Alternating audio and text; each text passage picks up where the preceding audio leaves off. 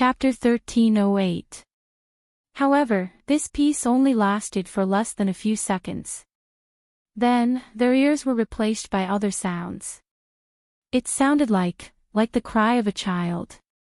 It was a very, very small cry, but it made people feel a chill from the bottom of their hearts. All of a sudden, it was as if something was tugging at their legs. The soldiers took a closer look and saw that at some point in time, they were surrounded by children. Those children were wearing red and green clothes, as if they were welcoming someone's bride.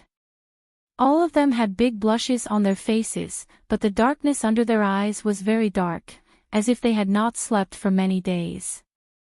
However, upon closer inspection, they found that the darkness was not caused by lack of sleep. It was because these children were not normal at all. Moreover, their clothes were not modern fashions, but ancient robes. That style was very familiar, as if it was the clothing patterns carved on the puppets just now. The problem armies were frightened by their own thoughts.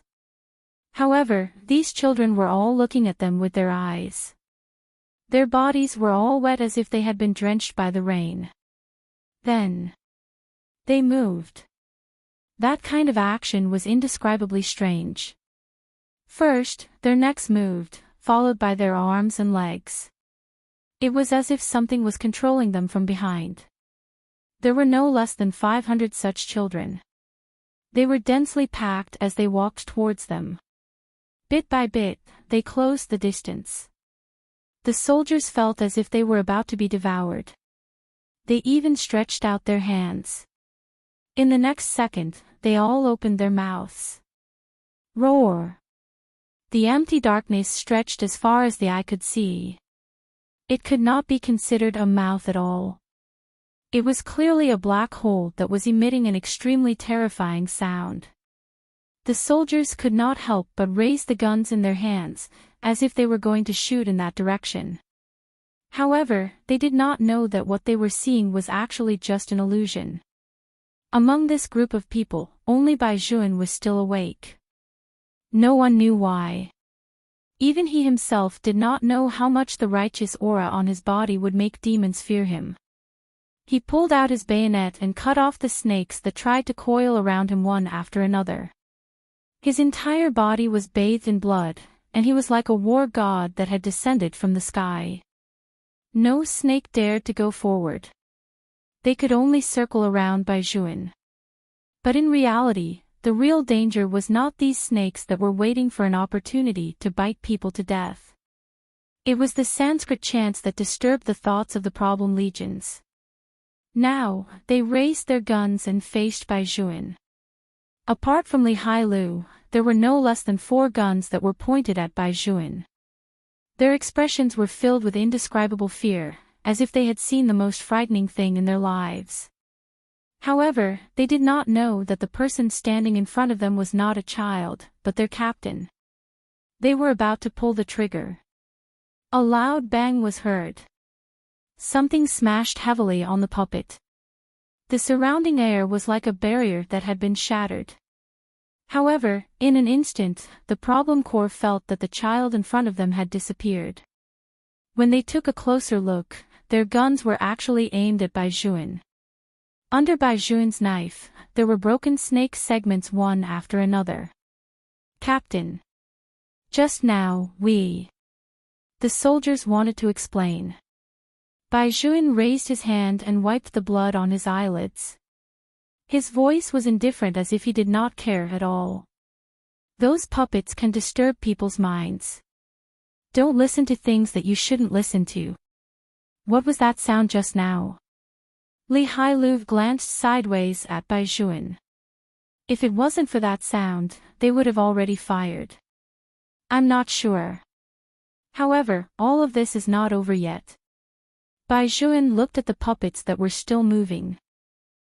Just as he was about to raise his head, he saw a figure jump down from the tree and directly block in front of them. She was carrying a large military travel bag on her back. The ends of her hair were black and long. As she moved, it spread out in the air.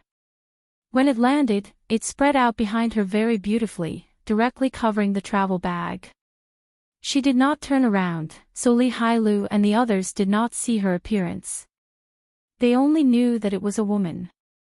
Then, they heard her clear voice shout, "All of you, push back a little. These puppets still have thousands of years of resentment left on them. It's not good for you to absorb them. All of you, step back. Let me take care of them."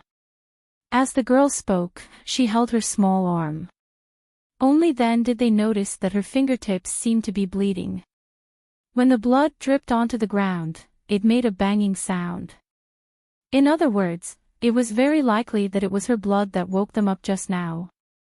Just as the problem legions were still studying this problem. Bai Xuan, who was standing at the back, saw the back of the figure in front of him. His dark pupils suddenly trembled. It couldn't be her. His Aju should still be studying obediently at University A. 2 days ago, he had received a WeChat message from her saying that Love had recently gained 10 pounds because of her. She even swaggered around when she walked. Wait a minute. Love? Bai Xuan looked over there again. He saw a large Alaska lying on the open ground with its tongue out in the thick fog. It was obvious that it was tired. Bai Xuan's body trembled when he saw this. He did not care if his comrades were beside him. He picked up the petite figure that had fallen from the sky from behind. Aju was still struggling. She wanted to stretch out her fist and punch the person who had suddenly picked her up. However, as soon as her fist was out, she met that handsome and noble face. His facial features could not be any clearer. Even the gentleness and disapproval in his eyes were so familiar that they could not be any more familiar. Little brother. Aju was really too happy. She turned around and pounced on Bai Xuan. In the end, she did not control her strength well and successfully pushed Bai Xuan to the ground heavily. That exquisite and beautiful oval face was filled with pink and tender excitement. Her pair of round tiger eyes were even brighter and more beautiful. Just like that, she carried a big school bag and lay on Bai Xuan's body very cutely. She asked crisply, "Why are you here?" Bai Xuan immediately felt that his lines had been snatched away. Shouldn't he be the one who should ask this question the most? However, when facing Aju, he was always more patient than usual. His fingers wanted to touch her head before he spoke, but later on, he realized that there was still blood on his body and hands. He could only coax her in a low voice, "Be good, go down first. My body is dirty and there is blood." Oh. Aju's round tiger eyes rolled around again before she said seriously, "It's okay, I have blood on me too. Little brother, are you here to carry out a mission?" Chapter 1309. It's not important why I'm here. What's important is why you're here. Bai Xuan raised his eyebrows. He supported himself on the ground with one hand and supported Aju's waist with the other to help himself sit up. In the end, he couldn't help but stroke Aju's long hair. His girls suddenly appeared in front of him like this. He was caught completely off guard. Moreover, if he was not mistaken, the military uniform that Aju was wearing was a special military uniform. Unless it was his uncle's side. No other place would carry such a military bag. Moreover, based on the current situation, other than his uncle's soldiers, no one dared to come to such a place. More importantly, why did his girl join the army? Aju's small face was fierce, and her eyes were bright. She said in a dignified manner, "I'm here to support you. The higher-ups sent an order that I was needed here, so I came over. I didn't expect to see little brother." She really wanted to rub against him. Aju thought so in her heart, but she couldn't really do so. She still had a mission. "Little brother, after I deal with these puppets, I'll come and rub against you." After throwing down such a bold sentence, Aju stood up with a tiger-like aura. The soldiers were a little shocked when they saw this. Aju and the others knew each other. They were Master Bai's family members. But what did she just say? The higher-ups gave an order. What was going on? Among them, the intelligence officer was the most dumbfounded. This was because he had never seen Aju before, and he did not know that Bai Juan was already married. In his impression, their Master Bai had always been a flower that could only be seen from afar and not touched. Every time the group of artistic soldiers in the army saw him, their faces would turn red. However, Master Bai did not even look at those people. It was as if these beautiful female officers were not as charming as their brothers in his eyes. Moreover, when Master Bai was not on a mission, he was extremely difficult to get close to. He would not even touch others. Now, he was actually being pounced on by a girl, and he was not angry at all. Even though that girl called him little brother. But when had Master Bai ever been so gentle to anyone? If it were not for the fact that it was so dangerous now and the timing was not right, the intelligence officer would have long pestered his teammates beside him and asked, "Who was that girl? Why was the light in Master Bai's eyes warm when he looked at her?" However, there were still a bunch of strange wooden dolls standing in front of them. Those wooden puppets were so strange that they almost shot their captain to death. There were also snakes that kept growing because of the existence of the puppets. Everything reminded them of the great dangers and challenges they faced. This mission was unexpectedly difficult. It was something they had never faced before. Aju didn't think much of it. Just as she was about to go all out, she was pulled back by Bai Juan. "What are you going over there for? Do you know that it's very dangerous over there?" "Little brother, believe me, I can deal with them." Aju said solemnly, "I know how to chant scriptures." Bai Juan wiped the blood on her forehead. "I know that you have been chanting scriptures since you were young. Be obedient and stand behind me later." "That won't do." Aju's tiger face froze. "These guys just let the snake attack little brother and almost let Master Li and the others shoot you. I have to teach them a good lesson." As if they had heard Aju's words, the puppets all turned around and looked at Aju's location with gloomy eyes. Another wave of Sanskrit came. This time, those children were not illusions. Instead, they were real figures that swayed out from the clouds. Every one of them was opening their mouths. It was so dark that people could only feel the presence of one person. Bai Juan turned his body and blocked in front of Aju. The muzzle of the gun was directly aimed at the swaying shadows. Suddenly, a gloomy voice sounded, as if countless children's voices had overlapped together. "An exorcist who hasn't formed yet wants to deal with us. It's simply a fool's dream. I'll let you see now how powerful the remnant thoughts of our Mother Goddess are." As that voice spoke, the surroundings suddenly fell into an unprecedented gloominess. It was not an illusion. The surrounding temperature began to become cold. One after another, the problem legions leaned back to back and looked behind them. Many, many children. There were all kinds of dead faces. They walked towards them bit by bit as if they were here to collect a debt. The legendary night parade of 100 ghosts was probably referring to such a scene. The problem legions raised their guns and shot one down.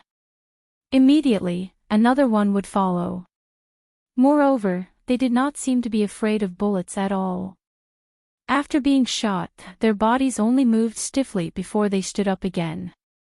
At this moment, the eyes of the problem legions had already begun to sway. As expected, many things could not be explained by science.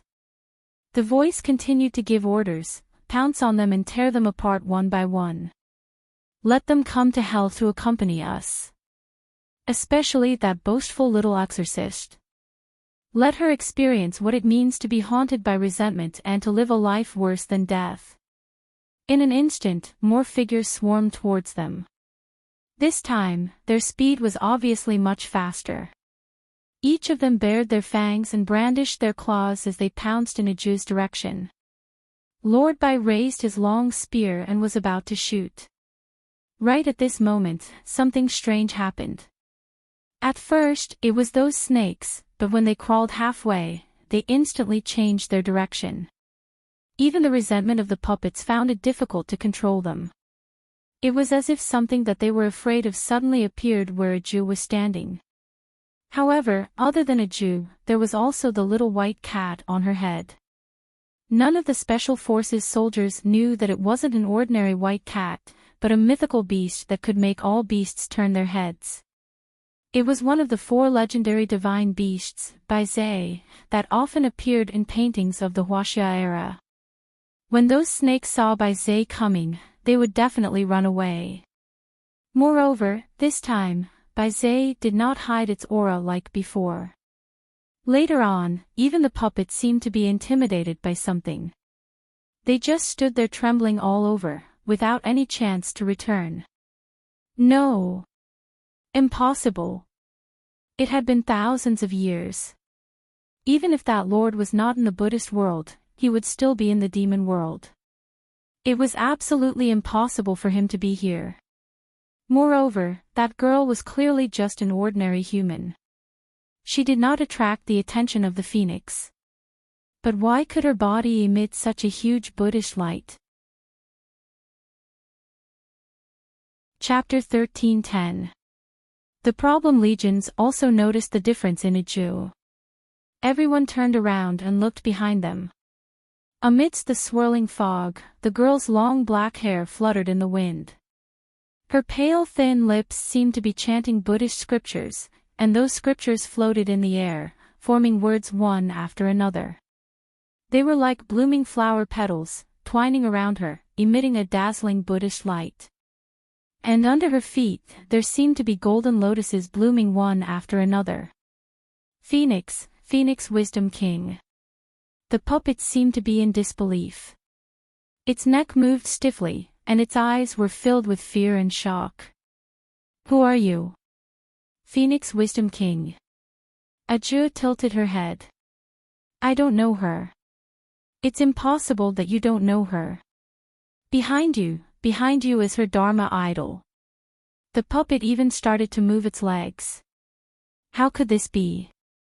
How could Phoenix's Dharma idol be on someone else? Unless you are, the puppet tilted its head and met Bai Zhe's mocking gaze. It was immediately shocked. The answer was obvious. Why are you still bringing the 4 divine beasts? That's clearly one of the Emperor's mounts. Ajua was annoyed by the questions. She said angrily, Who is the Emperor? Don't always jump out one name after another. Just now, you wanted to kill little brother, right? I'll send you to reincarnate now to repay the sins you owe. We are innocent. The puppet still wanted to quibble. Sir, you are blessed by the true Buddha. You can't kill. We are all children who were killed by the ghost mother goddess back then. Shouldn't you reform us? Ajua tilted her head and said with a serious expression, I'm sending you to reincarnate to reform you. They did not want to be reincarnated. They had not killed enough people and had not taken revenge on those adults. They did not want to leave this place. At most, they would kill this person as well. In any case, she was blessed by the true Buddha. She could not see blood. In an instant, another layer of fog appeared. Ajua narrowed her eyes, which were filled with Buddhist light. Such a strong evil aura, yet you still want to reform people. Humph. You want to deceive Buddha Wooly. You clearly want to kill people and lie. I'll send you to hell now. As she spoke, Ajua moved her left hand, and the wind around her seemed to be listening to her call. Thousands of Buddhist lights surged out from the ground and rushed toward the wooden puppets. The illusory figures of the puppets all raised their hands to cover their eyes. However, they were no match for the purest Buddhist fate in the world. Even before they died, they still thought that it was Phoenix's aura. Only Phoenix could achieve Buddhahood through killing. Why did this little exorcist have the form of a phoenix? Why is this happening? And the emperor's baize. It was a divine beast that should have belonged to the heavenly Tao. Even if the emperor had fallen, it should have stayed with the emperor in the demon world. Or perhaps he would stay by Phoenix's side. After all, it was said that Baize's descendant had a new owner. But no matter what, it was impossible for that person to appear here. And there was a little exorcist with him. That exorcist, just who was she? Ah! Before the puppets died, they let out an ear-piercing and miserable scream. They wanted to regret underestimating this young girl, but they had no chance to regret it anymore. The Buddhist light descended from the sky and burned them into puddles of black water bit by bit. After the shadows formed by resentment disappeared, the puppets also began to decay at a speed visible to the naked eye. It was as if they had lost a layer of protective film and finally returned to their original solid state, revealing traces one after another. The fog also gradually dissipated. The sun shone through the leaves and into the forest. The soldiers looked at this scene in shock. What had they just experienced? Exorcism. A movie. Master Bai's wife could not only fight, but she could also exorcise ghosts. Was that what it meant? Why had Master Bai never told them when they were in military training in school? The soldiers collectively looked in Bai Juan's direction. Only then did they realize that even their Master Bai was looking at Aju's back. His deep and beautiful peach blossom eyes seemed to be narrowed. He could not say whether he was happy or unhappy. However, according to their understanding of Master Bai, even Master Bai himself definitely did not know that his wife could exorcise ghosts. Aju still did not know that her little brother was looking at her from behind. After burying everything that needed to be buried, she stretched out her hand and beckoned the white cat to leave. Baize obediently put away the aura on its body. With a jump of its legs, it jumped onto Aju's head and wagged its tail. However, its eyes were looking at the Alaskan sled that was so afraid of it. The soldiers also noticed the abnormality of their pet. It did not have its usual domineering aura at all. Instead, all the fur on its body stood on end, and its claws were still trembling. Especially when the white cat looked at it, it actually trembled. Was this even a military dog? A large dog was actually afraid of a small white cat. The soldiers really did not want to see this embarrassing scene anymore. They decisively turned their heads and looked at their captain's little wife. Old Man was the first to speak. Sister-in-law, you're so amazing. Can I acknowledge you as my teacher? Sister-in-law. Aju's round eyes rolled around. She had never heard such a title before. Old Man explained, Captain happens to be older than all of us, so we'll call you sister-in-law. It's reasonable. When Aju heard this explanation, she was happy. Her small face flushed red as she looked at Bai Juan and then at the old man. She praised him very seriously, you have good taste. Of course. Old Man was not old himself, so he quickly formed a thought pattern with Aju. He proudly straightened his back and asked, Sister-in-law, what were you doing just now?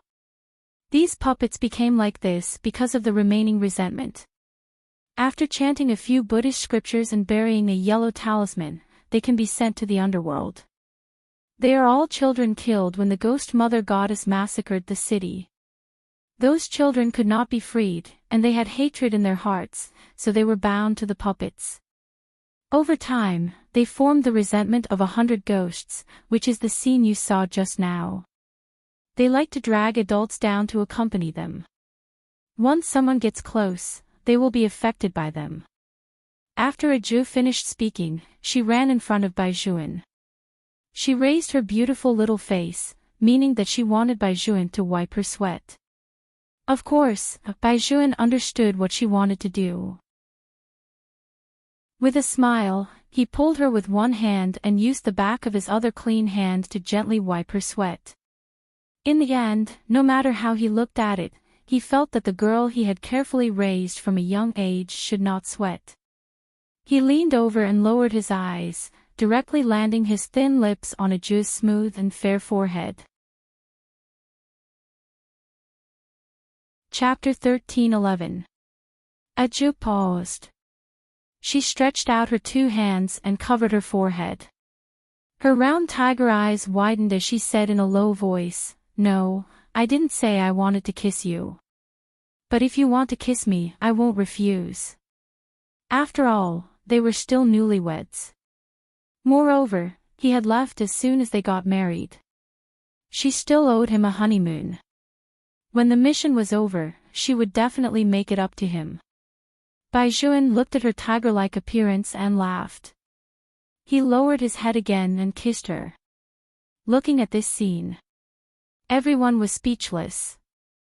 The soldiers could still accept it a little. That intelligence officer was simply petrified at the side. What did their lord Bai just do? He actually took the initiative to kiss a girl. And he even kissed her twice in a row. He seemed to be in a good mood. No, that wasn't right. He should be asking why he called this girl sister-in-law. There were too many questions, and the intelligence officer really didn't know which one to ask. He was so shocked that his jaw dropped as he stared blankly. Was that person who was looking at his family with a doting gaze really their Lord Bai? This was not right. He needed to be quiet. After all, whether it was in the army or on a mission, Lord Bai seemed to have no existence in his eyes. The sudden change really made people need time to digest. After dealing with those puppets, she was kissed by the little brother again. She was indescribably happy in her heart. She hugged Baizhuan's waist and rubbed her small face against him. She looked very comfortable. As expected, the smell on little brother's body smells good. The resentment just now was too smelly. It made my head hurt. It was precisely because of little brother's presence that she was able to attract the Buddhist light to her body. Such a strong sense of righteousness. She smelled it first to get rid of the blood smell on her body. Baizhuan looked at the person in his arms who was constantly agitating. He knew that she was indeed uncomfortable, so he reached out and rubbed Aju's head. Aju felt comfortable after being rubbed. Her pair of round tiger eyes lit up again. "Little brother, you should be an exorcist with me in the future. You're full of righteousness, so you're the most suitable exorcist."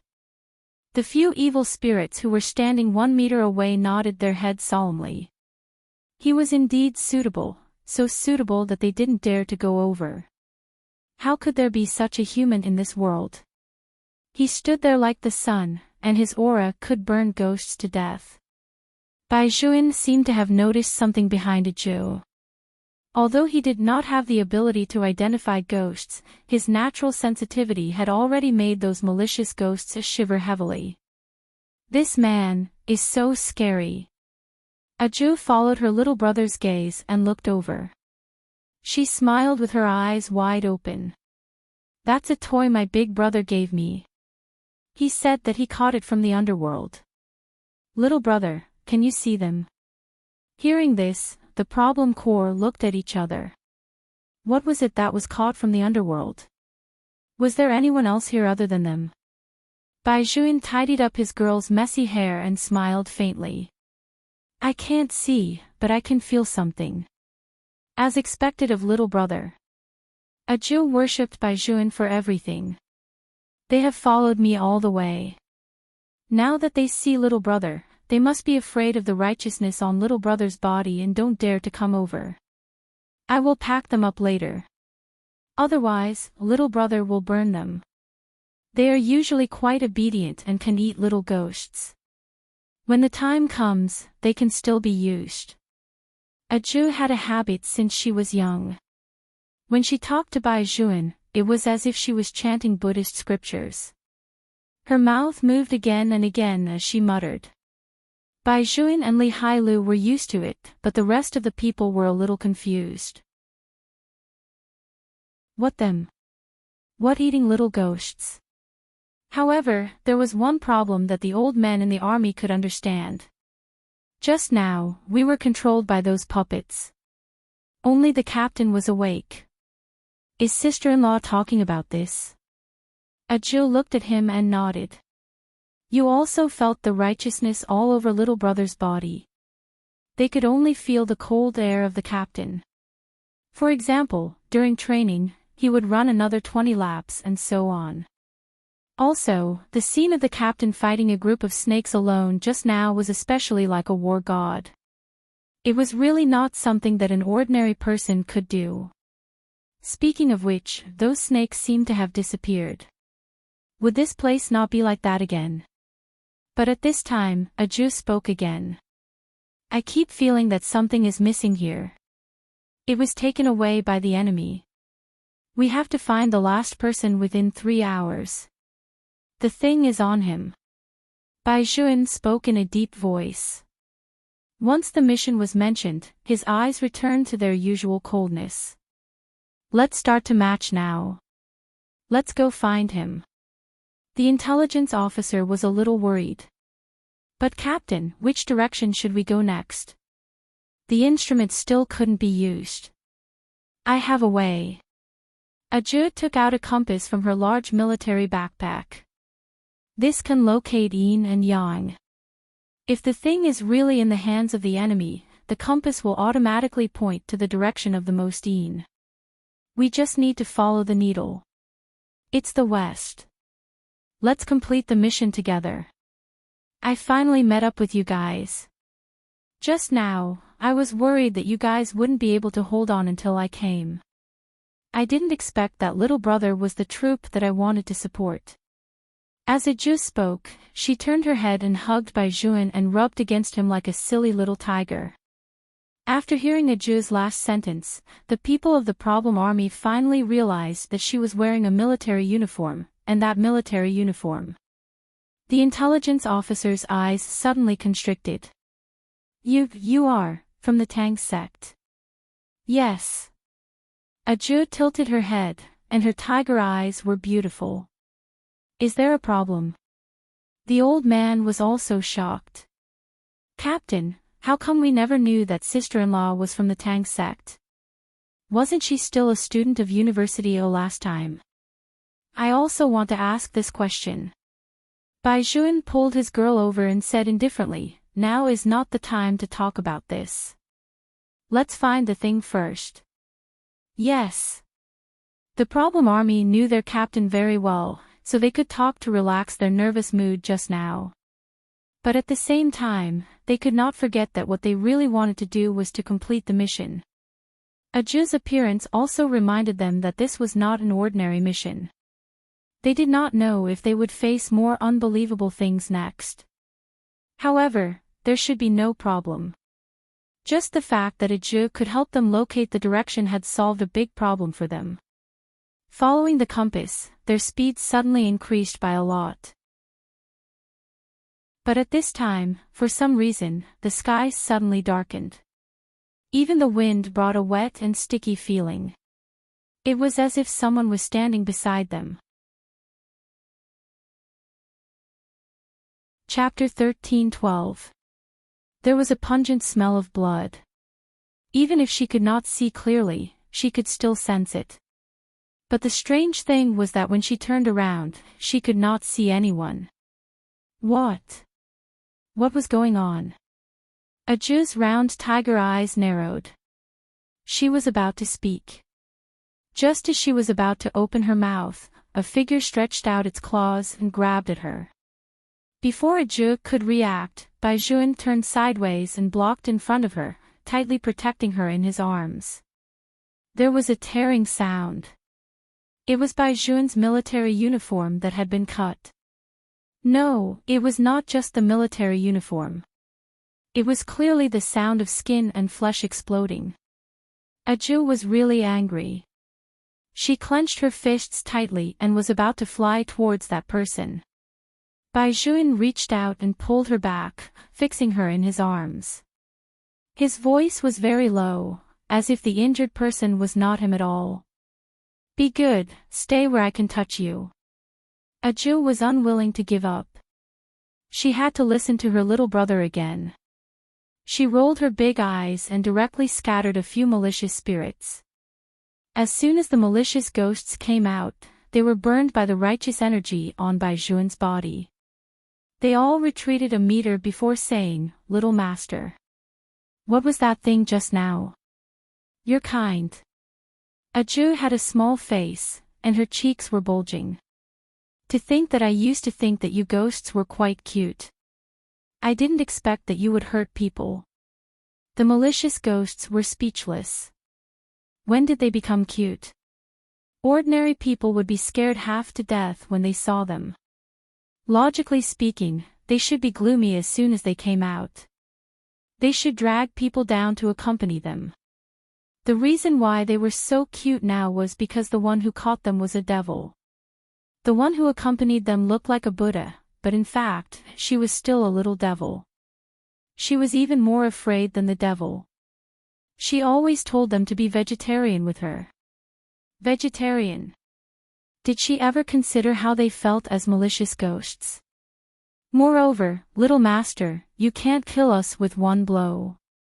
The ones who hurt your little brother were really not us. Ajun narrowed her eyes. Anyway, she could not hurt her little brother. Go and catch that malicious ghost just now and eat it. Yes, little master. A few malicious ghosts flashed at the same time, bringing out a gloomy feeling that was much more than before. In fact, the malicious ghosts here could not compare to the evil aura on their bodies. After all, they had also come from the 18th level of hell. Of course, there were pros and cons. The advantage was that they were definitely older than the other party. Everyone knew that ghosts were more powerful the older they were. However, the downside was that they had stayed in the 18th level of hell for too long and had not been stained with blood. He was afraid that it would take some effort to deal with the malicious spirits around the Mother Goddess's tomb. However, there was one thing that they didn't dare to tell the little master. That stupid ghost just now, without even looking, stretched out her claws and scratched the righteous man. He reckoned that it must be hiding in regret now. Perhaps its entire claw had been burned off. The specters were right. The ghostly shadow was indeed regretting its actions. It stared at its own black fingertips. That burning sensation made it want to tear everything apart. That man was clearly an ordinary human. It had just killed several humans and eaten their souls. Why was this human like this? It had to be said that the wandering ghosts in the outside world were nothing compared to the experienced ghosts in the 18 levels of hell. Those malicious ghosts had seen many people underground, so they naturally understood the situation. A person like Baizhuan was someone they would never touch even if they were beaten to death. Other than the 3 generations of their ancestors, they were also full of righteousness. Their hands were clearly stained with blood, but they were not tainted at all. Such a person was even more difficult to deal with than those from the heavenly Tao. To put it simply, if a person harmed him, he would die an unnatural death. If a ghost harmed him, he would die a horrible death. However, the more distant he was from the world, the easier it was for him to kill the people around him, or his lifespan was extremely short. In short, his life would be lonely and he would not have a good ending. The malicious ghosts were still thinking that if their little master had not appeared, such a person would definitely be unhappy more than happy in this world. Or perhaps, he would feel that everything he did would be boring. His career and future were originally within reach for him. Not to mention women. But they also felt that this man was actually still a virgin. How much did he like the little master to be able to protect his body to such an extent?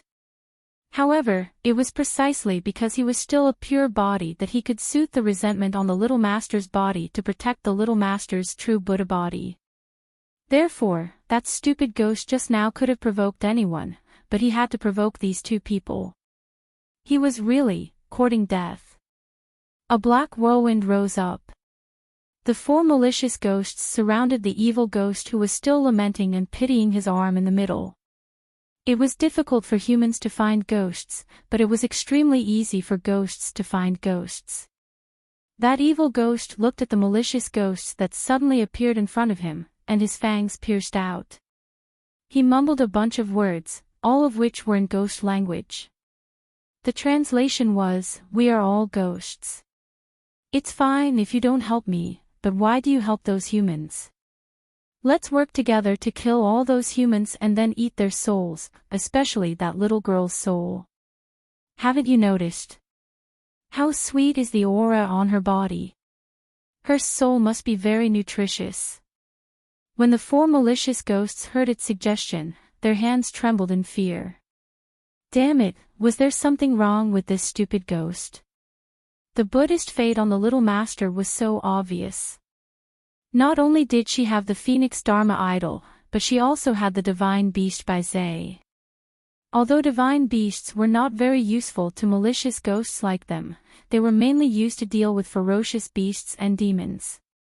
Damn it, after being a ghost for so many years, they had never heard of that little devil in the demon world. No, that's not right, it should be the big devil now. Was he a sister Khan and a brother Khan? If anyone dared to touch his sister or brother, he would make them regret it so much that their intestines would turn green before he swallowed them. In order to show that they had never wanted to eat the little master, the 4 malicious ghosts originally wanted to let this evil ghost go. Now that they heard this, without saying a word, he forced the evil ghost to the front of a Jew with both hands. "Little master, you can kill it. We definitely won't stop you." A Jew looked at the evil ghost that was emitting black fog and was about to make a move. However, she was stopped by Baijuan. Because the evil ghost's hand was stained with Baijuan's blood, it had faintly revealed its original form. A Jew turned her head. She did not understand why her little brother was stopping her. However, Baijuan's eyes darkened. That usually gentle and handsome face carried a viciousness that had never been seen before. Was this the thing that wanted to scratch you just now? Chapter 13:13. Aju nodded her head. She still did not understand why the little brother wanted to stop her. Baijuan moved his fingers, and his voice was a little deep. "You just said that the blood on my body can exorcise ghosts." "Yes." Aju replied as she said, "Little brother, don't stop me. I have to influence this guy so that when it comes out in the future, it won't scratch randomly." Before Aju could finish her words, there was a swoosh sound. Baijuan cut his palm with the hand that was holding the knife. Then, without any hesitation, he turned his hand and stabbed at the malicious ghost that was covered in black fog. Originally, things in the human world could not hurt ghosts at all. However, Baijuan's blood was different. When the evil ghost's heart was pierced, it only saw that Baijuan's eyes were cold and icy. They were like the ancient well water in the cemetery. There was not a single ripple. It was so cold that it made people tremble from the bottom of their hearts. This was the first time that the evil ghost had seen a human show such a gaze. Moreover, the one he killed was a ghost. Could it be that he was not afraid at all? The boiling blood followed the blade and seeped into the evil ghost's internal organs. There was no part of its body that was not in pain. Such a human was simply an existence that was even more terrifying than it was. Why didn't these people notice it? One thought was a god, and the other was a devil. What exactly was it that could make this man so cold to the bone, but there was a lingering gentleness in his eyes. Before the evil ghost died, it saw that the man pulled out his knife and walked in front of the girl. Then, he touched her head and said in a deep voice, "Anyone who wants to hurt you, I hope that I can personally get rid of it." That kind of righteousness. It turned out that he could kill ghosts when he met ghosts and gods when he met gods when he met gods. The evil ghost looked at the sky and opened its mouth because of the joy. The burning sensation devoured it again and again until its internal organs were burned to ashes. It did not even have the chance to go to hell to be reincarnated. It was directly beaten into ashes. The 4 malicious ghosts that a Jew had brought over also trembled when they saw this. He actually killed an evil ghost without batting an eyelid. At the beginning, these malicious ghosts only thought that Baijuan was an existence that could not be provoked, but they were not very afraid of him. After all, as long as they did not touch him, it would be fine. But who knew? When this man killed ghosts, he was simply terrifying without batting an eyelid. That action even seemed to carry a coldness that even an exorcist did not possess. What was even more frightening was that when he knew that his blood could exorcise ghosts, he didn't even think before cutting his own palm. Not only was he ruthless to his enemies, but he was also ruthless to himself. This kind of person was very suitable to be a devil. Shouldn't he stand in the light and be full of righteousness? The evil spirits were now rejoicing over the fact that they had not provoked this man earlier. Little Master was right. He was too suitable to be an exorcist. In this case, there was simply no need to bring any exorcism artifacts, because he himself was an artifact. However, Ajou did not think so. She looked at Baijuan's left hand that was hanging down, and her big tiger eyes were filled with heartache. Baijuan followed her gaze and looked over. He reached out and rubbed Ajou's head. It's just a small injury. Compared to these, what he couldn't tolerate was the way the evil ghost looked at Ajou just now. He shouldn't have killed that evil spirit so quickly. He should have let it experience the true meaning of pain bit by bit. Although Baijuan had already made Ajou not care, he also raised his hand and let her bandage his wound for him. However, Ajou still felt bad in her heart. She was already here, but she still let little brother get injured. She was too useless. Her mother had said that after getting married, she had to protect her other half well. Little brother was so good-looking, and he was always missed by people. Now, even ghosts would not let him go. In the future, she definitely could not let her guard down. She had to protect little brother well. Ajou told herself so. She did not care what the wrong positioning was. For the rest of the journey, she walked in front and let Baijuan follow behind her. Of course, their hands were still held together. When the problem soldiers saw this, they all expressed that sister-in-law, the captain's injury was really nothing to him. You really didn't have to treat him like a porcelain doll. Moreover, where could you find such a cold and murderous porcelain doll? In the future, the ones who should be protected were those ghosts. The 4 black fog-filled things behind you seemed to be trembling all the way. Did you really not see how afraid they were of the captain? Only you would treat the captain as a porcelain doll. The problem soldiers who had been shown off their love complained while not forgetting to move forward quickly. If we continue forward, we will reach the border. Li Heilu's forehead was full of sweat. Where exactly is that guy? Baijuan's eyes narrowed, and his ears twitched. He turned his eyes to look at the small cluster of forest that was not far away and looked over fiercely. He lowered his voice and said, 8:00 on the left in front.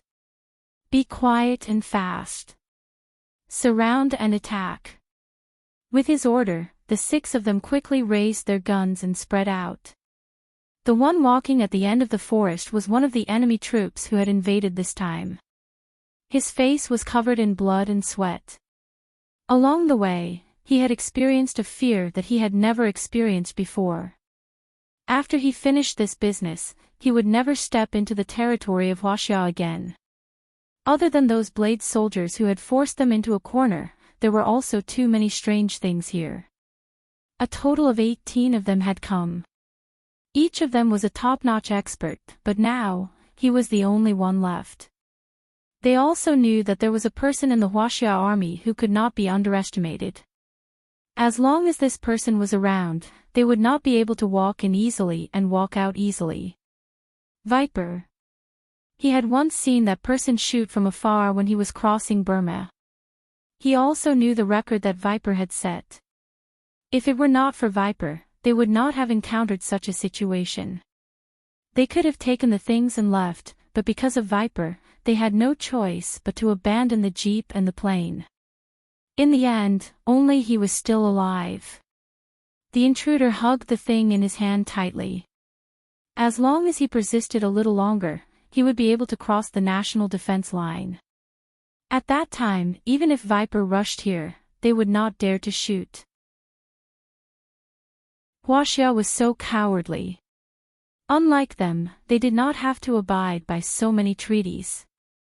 Thinking of this, the corners of the intruder's mouth could not help but reveal a hint of contempt and complacency.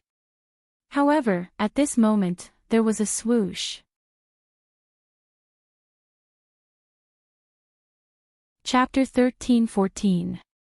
A long knife cut through the wind and stabbed straight into the center of the intruder's eyes. If he hadn't dodged in time, the knife would have cut off his arm. The intruder turned around and saw a group of people in a square formation with 4 corners in the north, south, east, and west. They had already firmly trapped him in this small area. The person in the lead was the Special Forces soldier they had never wanted to meet, codenamed Viper.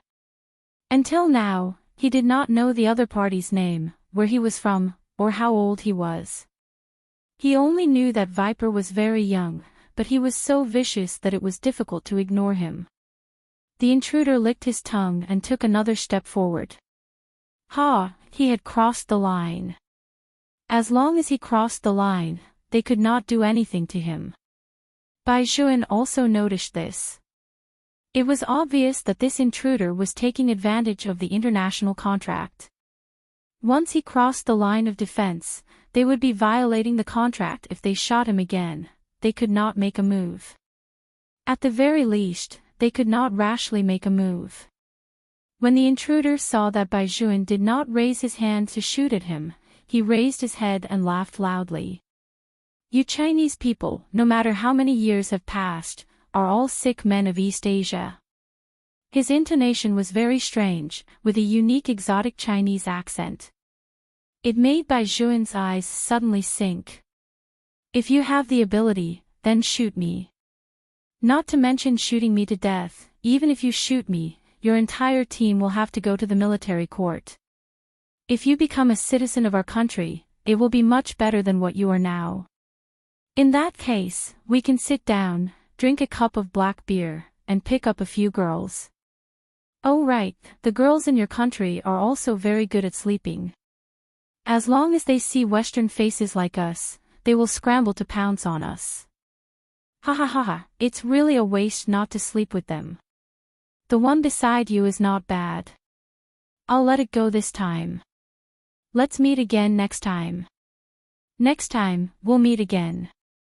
Every word of the intruder was challenging the background of the problem army.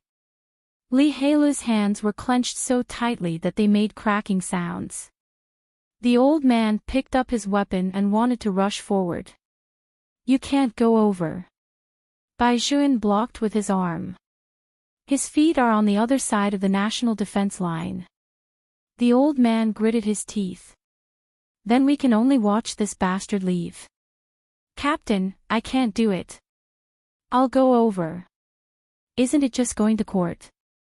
When the time comes, just say that it's my fault. I'll do it. Motherfucker, I can't stand such a piece of trash speaking in front of us. Even if someone has to go to court, that person shouldn't be you. Bai Juan glanced sideways, and a cold light flashed across his eyes. Ajo also knew about the contract. Her round eyes rolled around as she held Bai Juan's hand and said, "Little brother, I'll let the ghost deal with him. This way, no one will know." No. Bai Juan rejected Aju's suggestion without thinking. Aju was stunned. The 2 strands of hair on her head were still standing up. Why? All of your abilities should be used to deal with wraiths and demons. Bai Juan lowered his eyes and raised his hand to rub her little face. If you can't deal with humans, it will affect your true Buddha and ruin your merit. Hearing this, Aju stopped talking.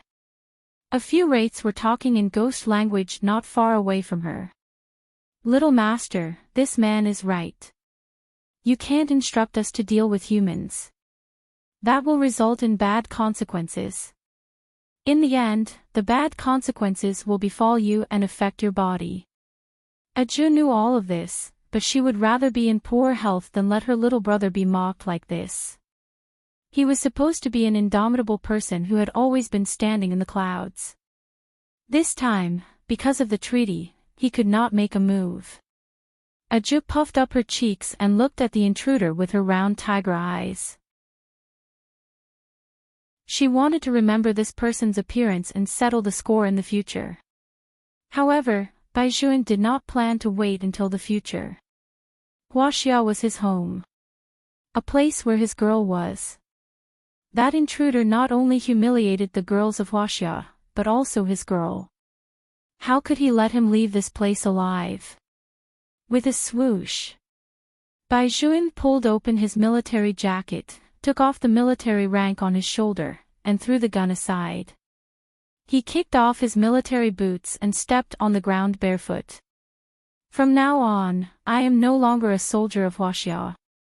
It's just me, Bai Juan. As he spoke, he raised his eyes and looked coldly at the intruder. Lux, do you really think that Huaxia is a place where you can come and go as you please? I put on this military uniform to protect this land. If one day this military uniform becomes an obstacle to me protecting this land, then I would rather take it off. The eyes of the intruder named Lux shook. All the pride he had just now turned into a stiff expression at the corner of his mouth. If it was just a competition of fists and feet, he could not compare to Viper at all. Wait a minute, no, he could still shoot. That's right, he could still shoot. The intruder reached out and raised the gun.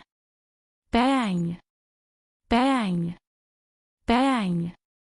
One of the shots pierced through Bai Juan's arm, but in the next second, he still flipped over and kicked away the gun in Lux's hand. His movements were fast, ruthless, and accurate. There were no unnecessary tricks, but every movement carried the force of the wind. Just like that, he allowed his arm to bleed as he directly pinched the intruder's throat. There was a creaking sound. Lux did not even have the chance to resist before his throat was forcefully crushed.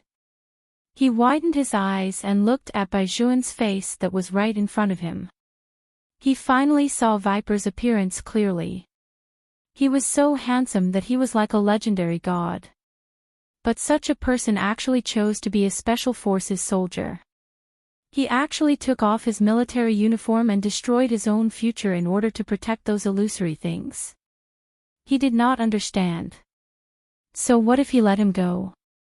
He had already come to this point. Did Viper really want to kill him? Even if he really let him go, Viper had a reason to explain to the higher-ups. After all, he had already crossed the national defense line with one foot. Why? Why didn't he let him go? Why did he have to kill him? Lux really did not understand. He did not understand even more. The Chinese's saying was never casually said, those who offend China will be killed no matter how far away they are. Even if you don't understand, don't make things difficult for me. I banned this classmate of mine. This classmate has both new and old books. After reading the pirated version, he came to urge me to update. I really don't support him. Don't come to comment and extinguish my enthusiasm for writing. Once I see that kind of comment, I really don't want to update. Do you know? Chapter 13-15. Before he died, he only realized one thing, and that was that what people had advised him was not wrong. He should not have come to this border guarded by poisonous snakes. Because no matter how high the chances of winning were, That person could also make you come and go without returning. It was already over for regret. Lux did not become that accident. Instead, as soon as he died, his soul was dragged down by the surrounding malicious spirits and torn into several pieces. Ajo looked at Baijuan's bleeding arm. She finally knew why there were always so many wounds on his body. Even if she said that she wanted to check, he was just joking. He would not really let her touch his wounds. She still remembered that when he was young, his body was the cleanest. It was good everywhere, especially the back. At that time, she was still very young and had peeked at him bathing. At first, his face was very red. In the end, he allowed her to bring her little wooden fish and soak in the bathtub with him. At that time, she truly understood that their body structures were indeed different. Ajo had always felt that a person like her little brother should be perfect and flawless. He was beautiful everywhere. Because her little brother was indeed like that. Learning came first. Swimming came first. Playing games also came first. There was nothing that her little brother was not good at. Later, her little brother wanted to be a soldier.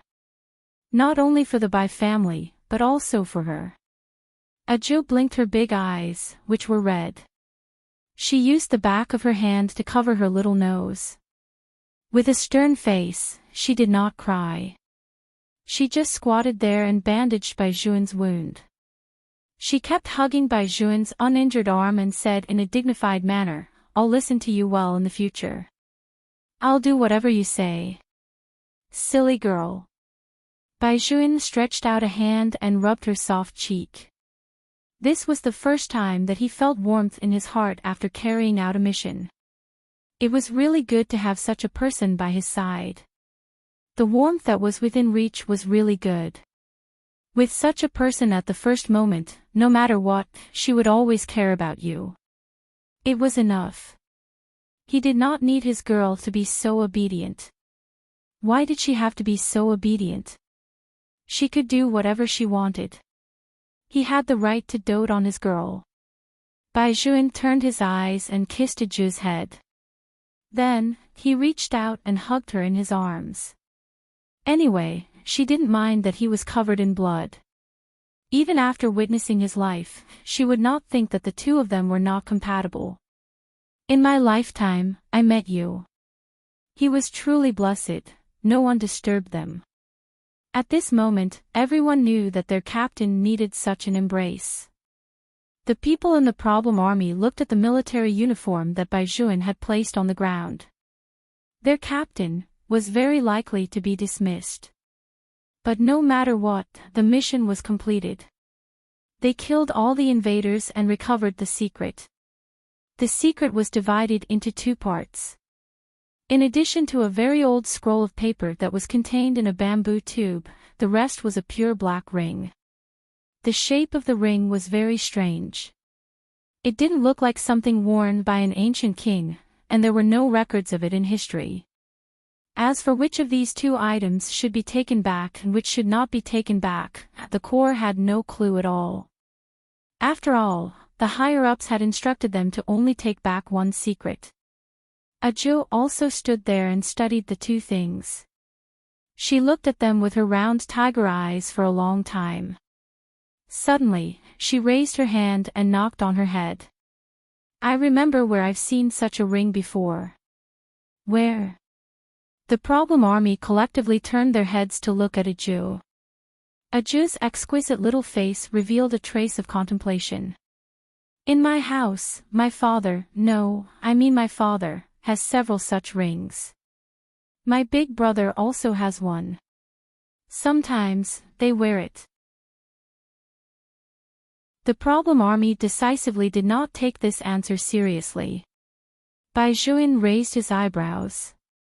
His lips were a little pale because of the loss of blood. Your father's thing. It's a little similar.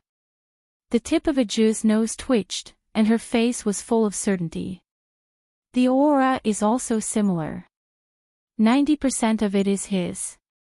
No one can have a stronger demonic aura than my father. Bai Juan had never forgotten the first time he saw Aju's father. That man did not seem to belong to this world. He wore black gloves on his hands. Just by standing there, it was as if he could make all the objects lose their beauty. There was also the master's reaction at that time and the speed of his father-in-law's walking. Bai Juan even suspected that he did not walk at all. Instead, he flew. Perhaps even if he flew, he would not be as fast as him. He thought that his girl had been fated with Buddha since she was young. She was blessed by the true Buddha. Because it was inconvenient at home, she was sent to the temple. Did that inconvenient refer to the fact that the demonic aura and the Buddhist aura were incompatible? In other words, his father-in-law, CEO Ju, who even today made the CEOs of the business world tremble in fear, was actually very likely a demon. However, why is your father's thing here? And it was placed together with the confidential documents. Bai Juan's eyes flashed. Could it be that this ring should have been placed where we passed by just now? Yes. Aju hugged Bai Juan's waist. Little brother, you're so smart. Why didn't I think of that? I seem to have become too stupid recently. Father's things are here. The demonic aura is so strong that it has suppressed the resentment that covers this land all year round, forming a relative balance. Just now, this guy took away father's ring, breaking this balance. That's why the resentment surged up and formed such a thick fog. Especially since this is the tomb of the Japanese mother goddess, those living beings will also be affected. They crazily absorb the resentment and then continue to grow. Back then, father must have also placed this ring here so that the Japanese mother goddess would never see the light of day. Speaking of which, father and the Japanese mother goddess still had some grudges. He had beaten her until her soul was scattered. However, the Japanese mother goddess was a Buddha after all. Her remnant thoughts affected this place. She must have been waiting for an opportunity to be resurrected. However, with father's ring, she would never be resurrected. This was because it was impossible for a place with strong demonic aura to produce a Buddhist fate.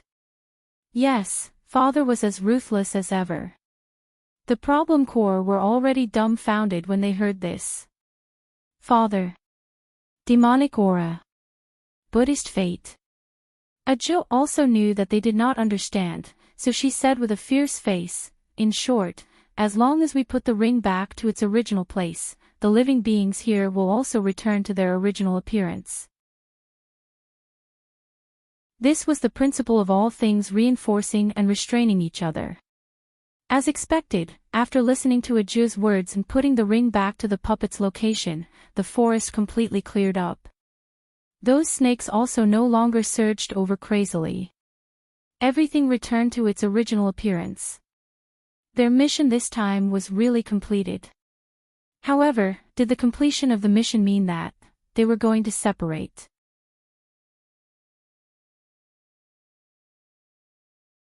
Chapter 13-16.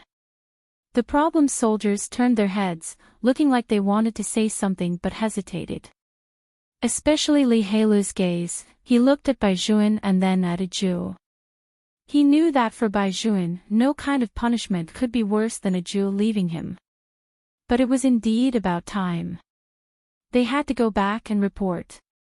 Master Bai. Li Heilu licked his dry lips and said, we should go. Aju, originally, it was very difficult to say goodbye. Unexpectedly, Aju immediately took it. Her pair of tiger eyes were round. I'll go with you guys too. The mission was completed too quickly. I still have a lot of time. I can go and see which army little brother is in. Don't reject me. The people of the Tang sect have the right to enter any army. Let's go. If there aren't enough seats on the plane, I'll sit in little brother's arms. I still have to bring instant noodles for my senior brothers and sisters. Sometimes, when Aju spoke, she was like a little monk chanting Buddhist scriptures. Her face was fair and tender, and her small mouth kept muttering. Moreover, when she said these words, she kept dragging her big backpack. She looked very cute. When the problem soldiers heard that, they felt that it was right. The Tang sect had the right to enter and leave any army.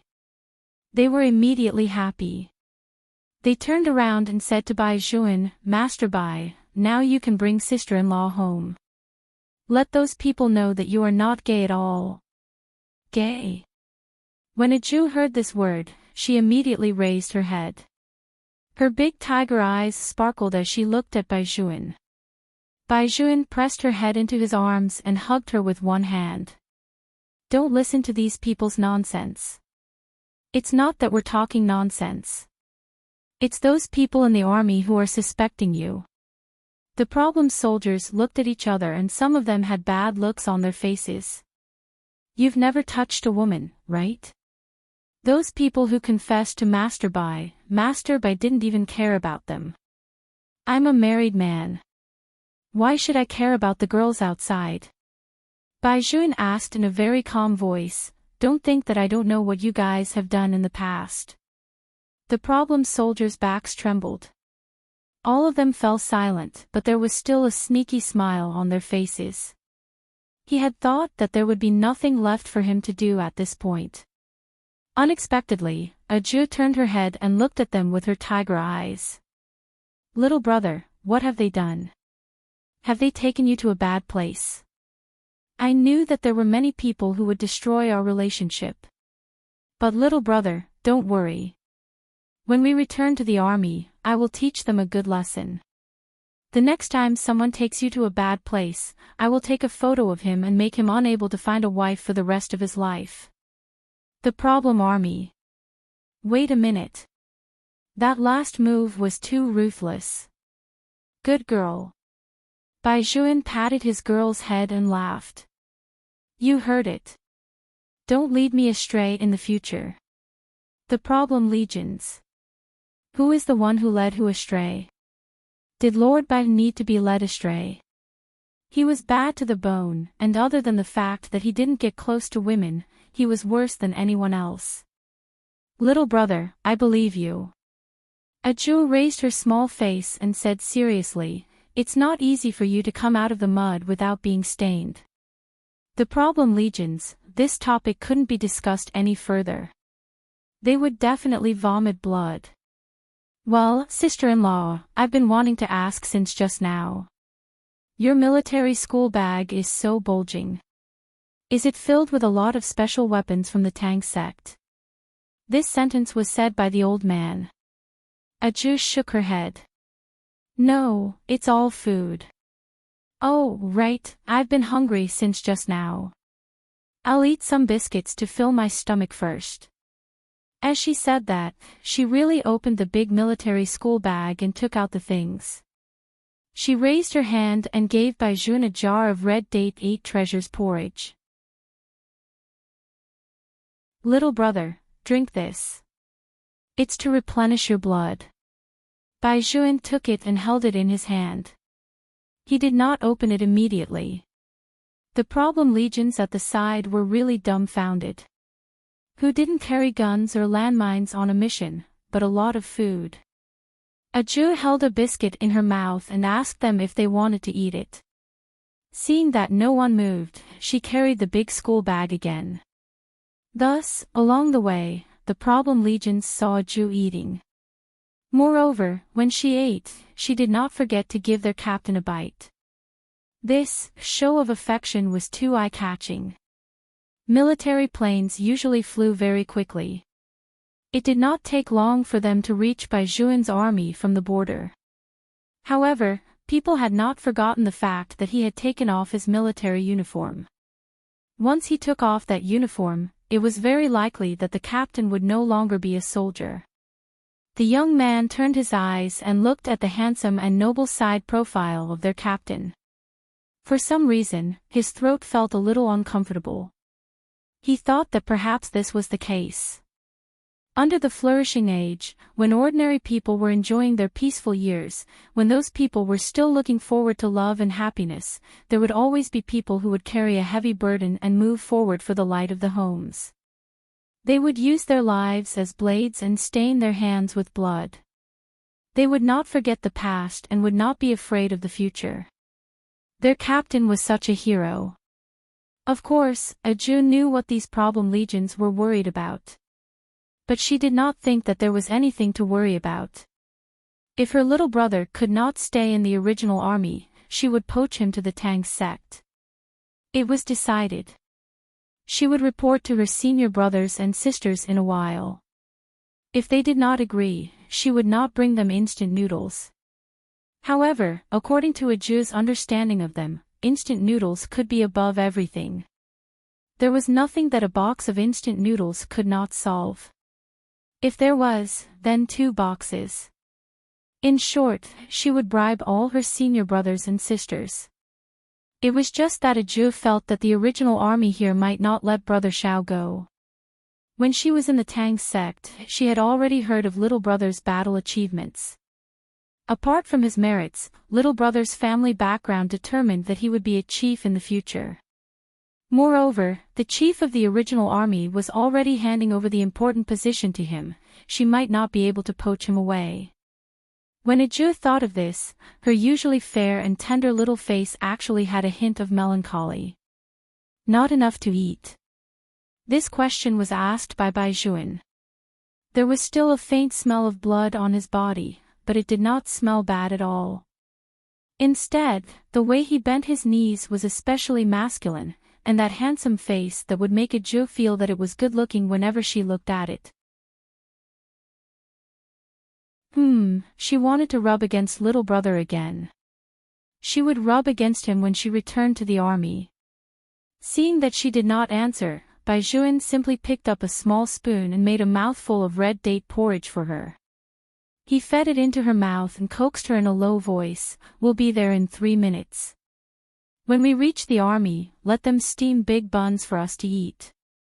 Speaking of which, Aju had been out for so long. It was indeed time for her to be hungry. A child's stomach could not help but be hungry. Aju also realized that no matter how old she was, her little brother would always raise her like this. This would not do. She had to let her little brother realize that she was an adult and had the ability to pounce on him.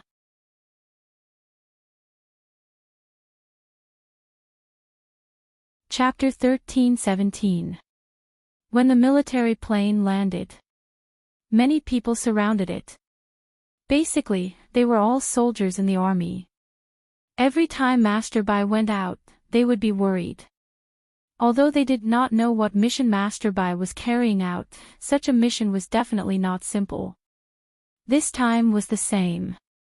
When they saw that Baijuan was covered in blood, they immediately rushed over. Of course, there were female soldiers inside. After all, the troops here were different from other troops. The Crown Prince's army was the most numerous. However, what surprised those soldiers who liked to cause trouble was that Master Bai was actually supported down by a young girl. Supported by a young girl. Did he not shake off the other party's hand? There was even a faint smile on his face. They had followed Master Bai for so long, why didn't they know that Master Bai would smile like this? It was either a cold smile, an evil smile, or a half smile. No matter what kind of smile it was a sign that they were going to be specially trained. But this time, they actually saw gentleness in Master Bai's eyes. Gentleness? Master Bai still had that kind of thing. It must be because they had greeted the plane the wrong way. The female military doctors beside them also saw Aju. Some were envious, while others were subtle. That's right, it was indeed subtle. Aju also saw it. After thinking for a moment, she also knew that her little brother was going to take the confidential documents that he had snatched back and immediately report back. Therefore, she did not say anything. She only called Li Hai Lu to the side when he was still laughing with his hands on the shoulders of the soldiers. Brother Hailu, I want to ask you something. Li Hailu had been a little tyrant since he was young. When he grew up, he was also a playboy. However, he had never shown that side of him in front of a Jew. He would always treat a Jew like this. Tell me, I'm listening. What do you want to ask? A Jew had a serious look on her little tiger face. Was someone among those people peeping at you just now? Peeping. Those people. Li Hailu paused for a moment. Then, he thought of the scene at the airport just now and immediately said, "Are you talking about those female military doctors?" Yes. A Jew sat cross-legged, looking very serious in a meeting. Li Hailu also sat with her, but in his heart, he thought that he had to slander his good friend no matter what. He sighed leisurely and said, "To be honest, a Jew, it's fortunate that you came. In fact, for so many years, it has always been your brother Hailu who has been protecting your little brother from women. I've been watching him for you for so many years. You don't know that every woman who comes here is interested in your little brother. However, this can't be helped. After all, Baizhuan is indeed handsome. I admit this, so a Jew, don't blame your little brother too much." Li Hailu wanted to see little Herculean's jealous expression. If he could help his good friend with some trouble, it would be best for him to have some fun. Who would have thought that after hearing his words, a Jew actually cupped her small face with both hands and said decisively, "I got it." What do you know? Li Hailu was a little confused when he heard this, so he decided to ask shamelessly. A Jew carried her schoolbag very seriously and stood up. "I want to sleep with my little brother so that he can have a sense of belonging." Li Hailu was speechless. Master Bai was a man.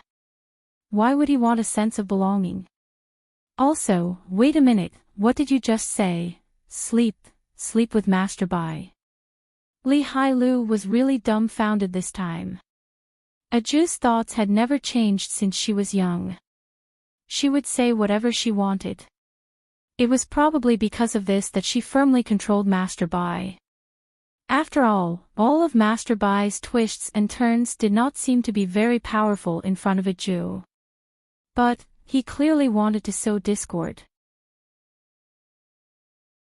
Why did it become a Jew wanting to sleep with someone? Did he indirectly become a godly assistant? Li Hailu touched his chin. Not bad.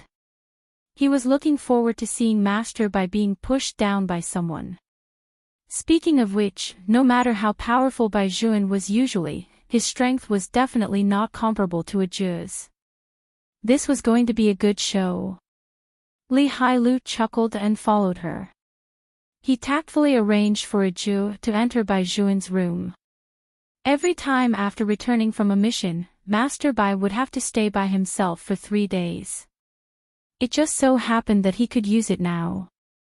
Of course, there was also one unhappy thing, which was the examination that they had to face every time they returned.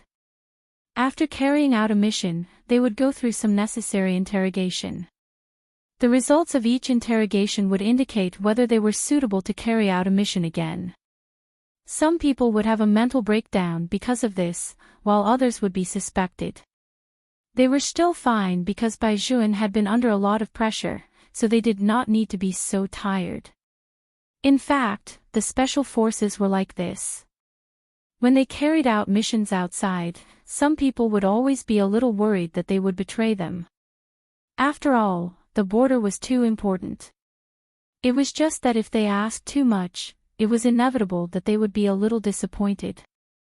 Li Hailu only hoped that there would be a breakthrough to solve this matter. Pa! The lights were turned on. Baizhuan sat in the room with an indifferent expression. His left hand was still injured, but this did not affect him from turning his head and lighting a cigarette. He looked at the few chiefs and a psychiatrist opposite him and curled his lips into a smile. What do you want to ask? You can ask. Why are you using a light on me? Old Zhao was the first to cough. With a press of his finger, the incandescent lamp was extinguished. You took off your military uniform and did it. This question was a question for Bai Juan. Bai Juan nodded. I didn't take a gun and took off my military uniform. It's a personal grudge. You can't say that. It was a diplomat. The other side won't accept such an explanation. You have to tell me what personal grudge you have with Lawrence. Bai Juan raised his eyebrows and said in a very indifferent voice, he shot me, and I was defending myself. Also, Secretary Lin, explaining to the outside world is what you should do as a diplomat. Don't tell me you still want me to teach you. The diplomat's face turned pale, and he was vaguely angry. Chief Zhao. Bai Juan is right. This is a diplomatic matter. You guys go and worry about it. We soldiers are big bores. How can we know so much? Chief Zhao waved his hand. All right. I'm going to take him down to eat. You guys should go and do what you need to do. Do you really need old Master Bai to personally come out? The diplomat thought about the other party's identity and was indeed afraid. He shrank his neck back. Bai Juan tilted his head and smiled. He tidied up his clothes and stood up. He said, today's steamed buns are vegetarian. Steam more. Chief Zhao was speechless. Bastard. Did he look like a chef in the kitchen? He was his chief. Did the chief understand? Forget it. Seeing that this kid had made a great contribution to their army, old Zhao, would tolerate him. Chief Zhao took a deep breath and hung up the phone to the kitchen. Tell them that the steamed buns are vegetarian today. It's not that I want to eat, it's your Master Bai who wants to eat.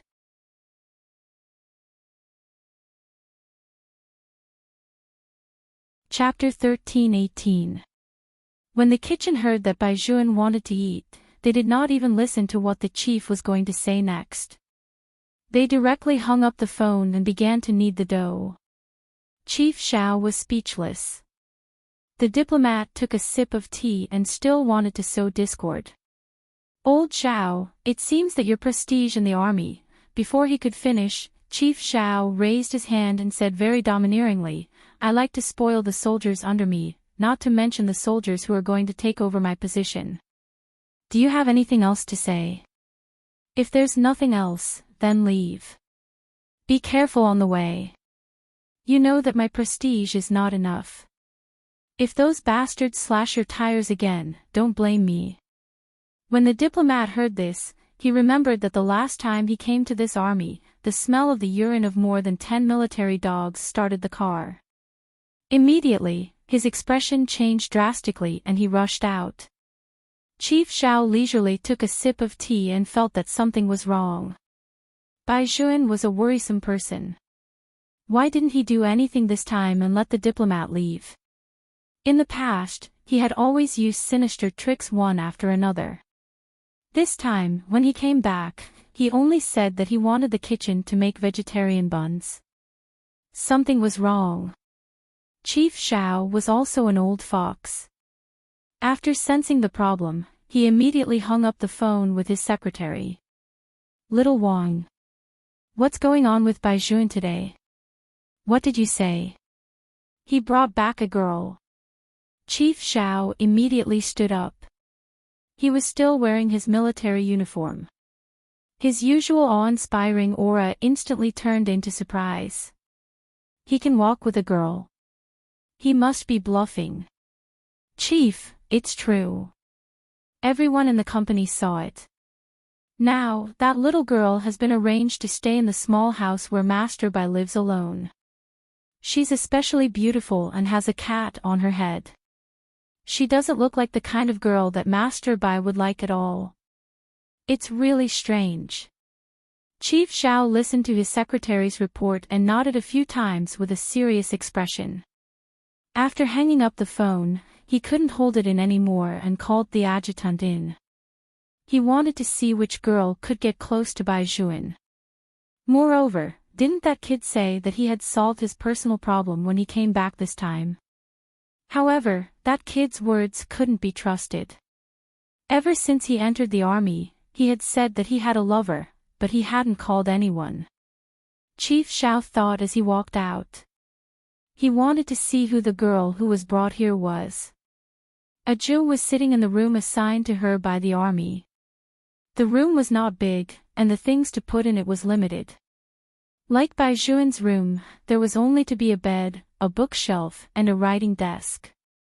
There were books on the writing to do, fighting to fight, and some foreign blood-sucking novels in English. She to help her to the bed. To the bed, to bed, to the bed, to the bed, to the bed.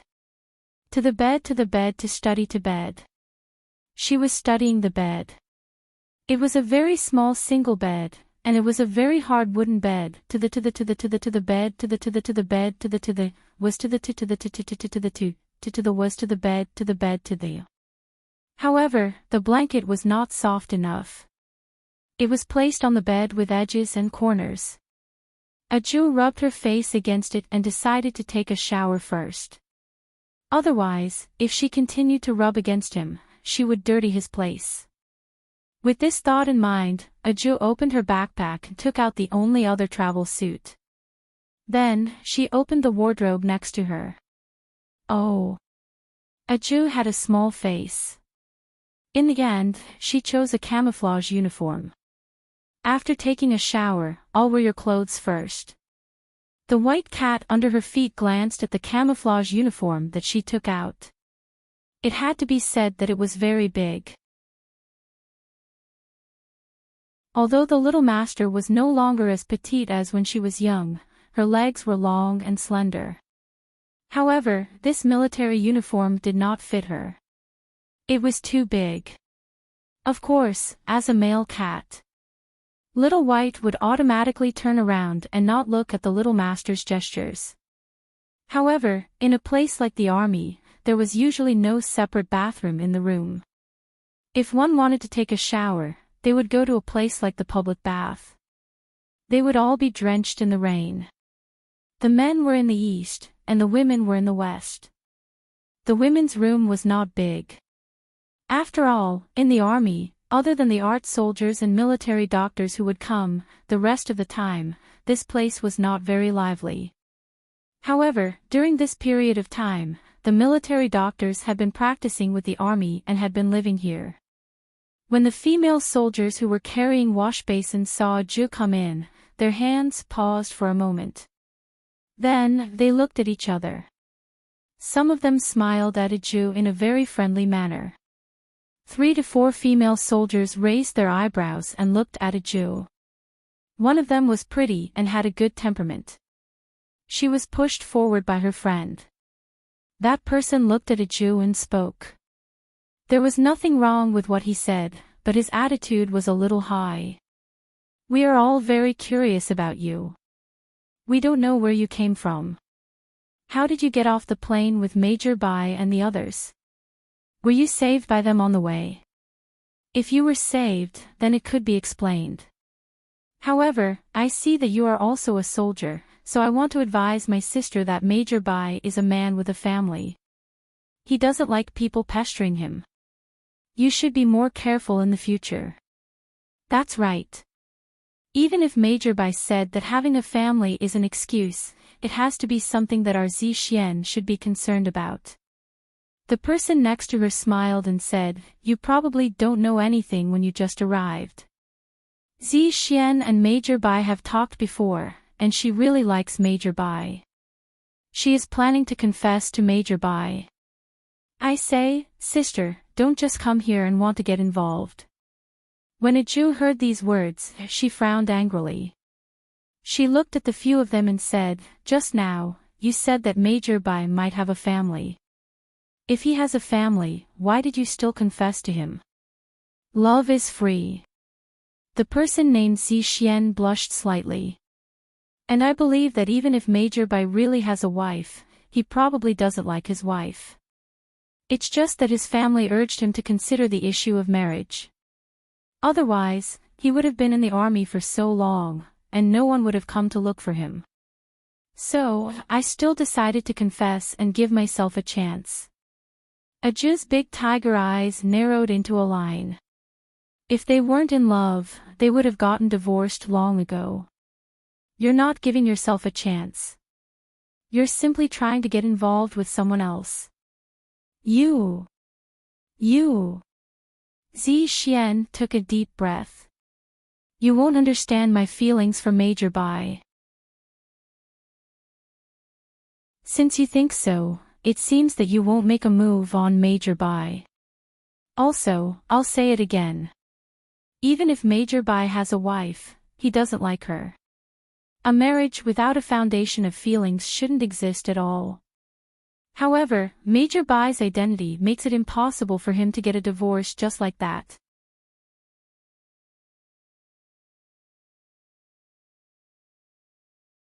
Chapter 13:19. Aju put down the thing in her hand and raised her eyebrows. Have you seen Major Bai's wife?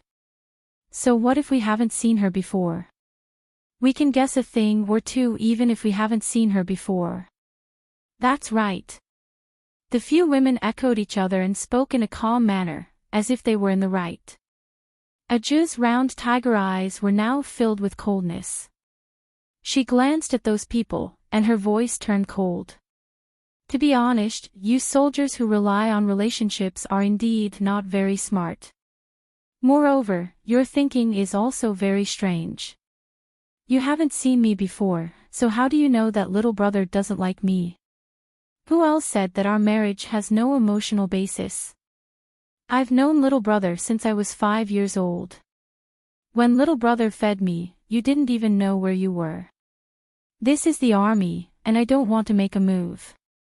Since you're wearing that military uniform, no matter how you got in, at the very least, you have to be worthy of it. Those women listened to Aju's words, and their expressions froze. They never thought that the girl in front of them was Major Bai's legendary wife. All of them did not know what to say next. They packed their things and wished that they could run out of the bathtub immediately. Zixuan's expression was even more stiff. She stood there in a daze. The other female soldiers looked over and covered their mouths to laugh. In front of his real wife, she said that his relationship was not good. She even mentioned divorce. Who knew that they were childhood sweethearts? This slap in the face is really embarrassing.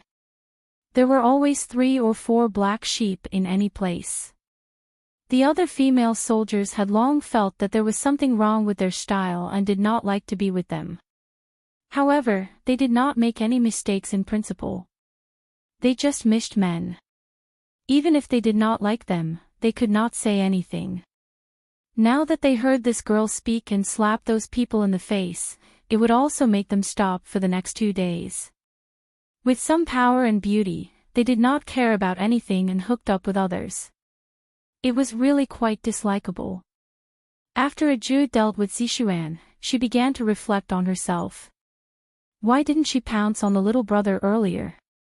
She decided that she had to pounce on him today so that she would not be missed all the time. Bai Juan did not know what had happened at the bathtub. In fact, he had not even seen the group of female military doctors.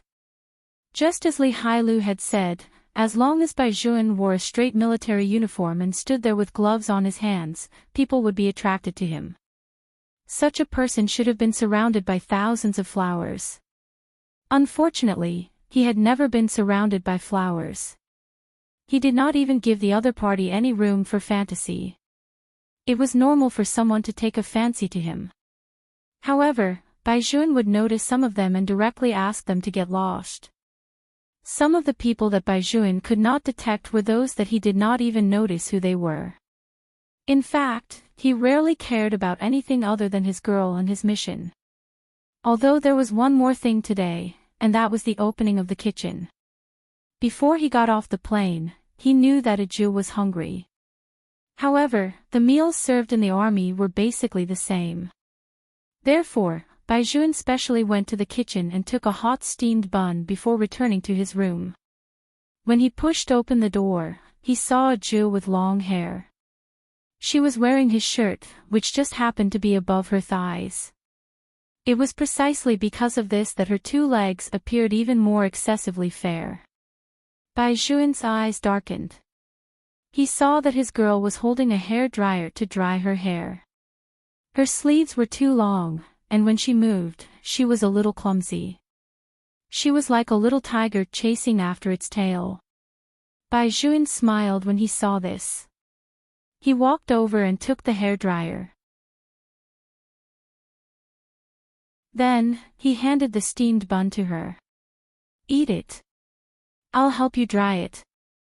When Aju saw that her little brother had returned, of course she was happy. In addition, there was something to eat. She held the big steamed bun with two claws and sat on the only wooden chair. As she chewed, she said in a rather distressed tone, "Little brother, you don't have to dry it too much. My hair is too long and is always knotted. I can't comb it.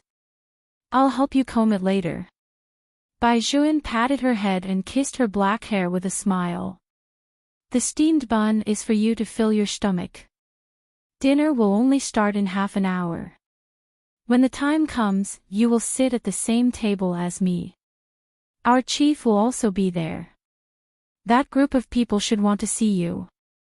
Aju nodded with her eyes wide open. Then, she paused and said, "Little brother seems to be very popular in the army. It's good to let them know that you are mine, so that they won't always have some strange ideas. Why would there still be people who have ideas about a married man? Woolly Buddha will not forgive these people. In the future, when they die, I will not recite scriptures for them. They are too bad, too bad. Fortunately, little brother has better taste and knows that I am the best one. Yes, blow on the left side too. There's also water." Although Aju's words were a little jumpy, Bai Juan still heard a lot of information from it. His gentleness had always been reserved for Aju. Naturally, he would be as ruthless as he could to others. Looking at Aju's appearance, it was obvious that she had come out of the bathtub. He was also clear about the recent situation in the army. It seemed that it was the matter of the few female soldiers who accompanied her. Bai Juan's eyes narrowed bit by bit. The light in his eyes could not be said to be friendly. However, he also knew that according to Aju's personality, she would not tell him anything. Therefore, he still had to get some information from her. "Are there many people in the bathroom today? I even queued for a while and helped a sister get a bucket of water. That sister let me use her shampoo. It seems that you get along well with the female soldiers here." There were a few who didn't like them. The one with the pointy chin had a light at the corner of her eyes. She didn't look good. When Bai Juan heard this, he roughly knew which group it was. He stood behind Aju and patiently helped her tidy up her waist-length black hair with a faint smile. Just as Aju was about to ask him what he was smiling about, he grabbed her waist, picked her up, and placed her on his lap. "I know that my little tiger doesn't like these people." Bai Juan was still tidying up her long hair. He smoothed it over and over again. His side profile was handsome, and his face was peaceful. It was as if even his fingertips were gentle. Aju denied with a small face, "I'm not a little tiger." "Okay, you're not."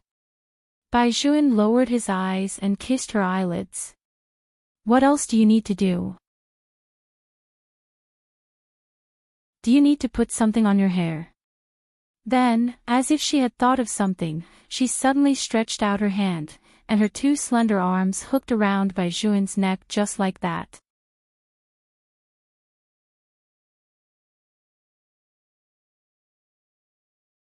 Chapter 13:20.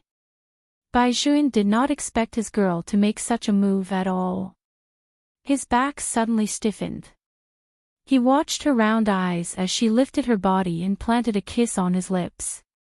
It was not like a kiss at all. However, just a gentle touch was enough to destroy all of Bai Juan's willpower. Almost in the next second, he hugged the person in his arms and turned around to press her into the bed. The place where his fingers brushed past was her slender and delicate long legs. He almost could not help but reach his hand into the wide camouflage uniform. Even the kiss brought out heavy breaths. Aju, my Aju, that kind of voice and aura hit her exposed neck bit by bit, giving her a feeling of numbness all over her body. Aju's fingers trembled. She watched as her little brother bent down again and kissed her neck. That feeling was so sweet that even her blood was filled with tremors. She could not help but want more. However, at this moment, Baijuan's movements stopped abruptly. He only leaned on Aju's neck and kissed her artery. He looked very gentle. Be good. It's time to eat. Let's go eat first. After saying this, Baijuan stood up and walked out. He even closed the wooden door. Aju was stunned. Her round tiger eyes turned. Then, she jumped up from the bed and looked at herself in the mirror. According to her mother, as long as it was a man, he would not be able to resist temptation. Unless that man did not love her. After all, her father did not seem to be able to stand her mother's move. Could it be that her little brother was the kind of person who never liked to play according to common sense? Or could it be that her little brother did not see that she was pouncing on him at all? It must be that her posture just now was wrong. Otherwise, her little brother's nerves were too thick and his reaction arc was too long. Sigh, little brother usually looks so smart. Why are you so slow when it comes to matters of the heart? Speaking of this, the beautiful girl Aju was a little distressed. She kept muttering to herself like a little monk for a while. Then, she stretched out her hand and held her face with a frown. Her fingers gently tapped her cheek. Woolly Buddha once said that one failure was nothing. One had to be unyielding in order to cultivate the true body of the Buddha. Tang Sanzang even went through 81 difficulties before he chose the Mahayana Buddhist Dharma. What she did this time was nothing. Moreover, she didn't have many postures back then, and she didn't use enough strength. After dinner, she would remove the gravity buckle so that she could carry her little brother to bed. That was right. It was possible to take such a step. Aju nodded heavily at herself in the mirror and was about to go out. The wooden door was opened again. Baijuan walked in with a cold wind and casually threw a pair of military pants to Aju. Put it on. These two words were quick and carried an order that could not be resisted. Aju's entire head was covered by the military pants. She tugged hard with her fingers, but her face was still full of anger. Why was the little brother still in a bad mood? Really, I must pounce on him. With this thought in mind, Aju put on the military pants. After putting them on, she realized that the military pants were too long and too big. There was also a faint smell of mint. It should be her little brother's, but it didn't match her figure. She got a belt and was tying it with her head lowered. The door opened again. There was no need to think. It was definitely her little brother. It was indeed Baijuan. He looked at his girl and was silent for a few seconds before he walked over. He lowered his head and helped Aju tie the belt. He looked very handsome when he didn't say a word. Aju actually wanted to turn her face to kiss him, but the timing was not right. It seemed that the meal was about to start in about 10 minutes. Well, she had to endure it first. Only when she was full would she have the strength to pounce on him. Now, Baijuan's gaze had already softened. He picked out Aju's long black hair from the military uniform and placed it behind her. In order to make his girl look more beautiful, he tucked her hair to the side. Aju's bright eyes blinked. Then, she saw her little brother squat down. He bent his knees and turned his body sideways. He helped her tidy up the overly long trousers and rolled them up 3 layers one after another. Aju was a little stunned. After all, such a scene was only often seen when she was young. At that time, when she was wearing sneakers with shoelaces in the military compound for morning exercises, and when she was catching crickets with Lee Hai-lu and the others, her shoelaces were always untied. At that time, the little brother would always bend down to tie her shoelaces and roll up the trousers for her. When she was young, the little brother was like a noble young master. Just as they said, although the little brother played with them, his hands were never stained with dirt. He was also very stable, unlike people of their age. When the grandparents in the courtyard saw the two of them go out, they greeted her and said, "Little Aju, your brother brought you out to play again. This time, do you know how to roll up your trousers by yourself?" At that time, she didn't need to speak. The little brother would stroke her head and smile very gently. "Grandpa Lee, don't always bully our Aju. She's still young, so she doesn't need to roll up her trousers by herself. I'm older than her, so of course I'll help her roll it up." It seemed that the little brother was like this, raising her bit by bit. People said that he was bloodthirsty, vicious, and unscrupulous. He was like a poisonous snake in the jungle, biting the enemy and killing them in one blow. Or he was noble and luxurious like the floating clouds in the sky.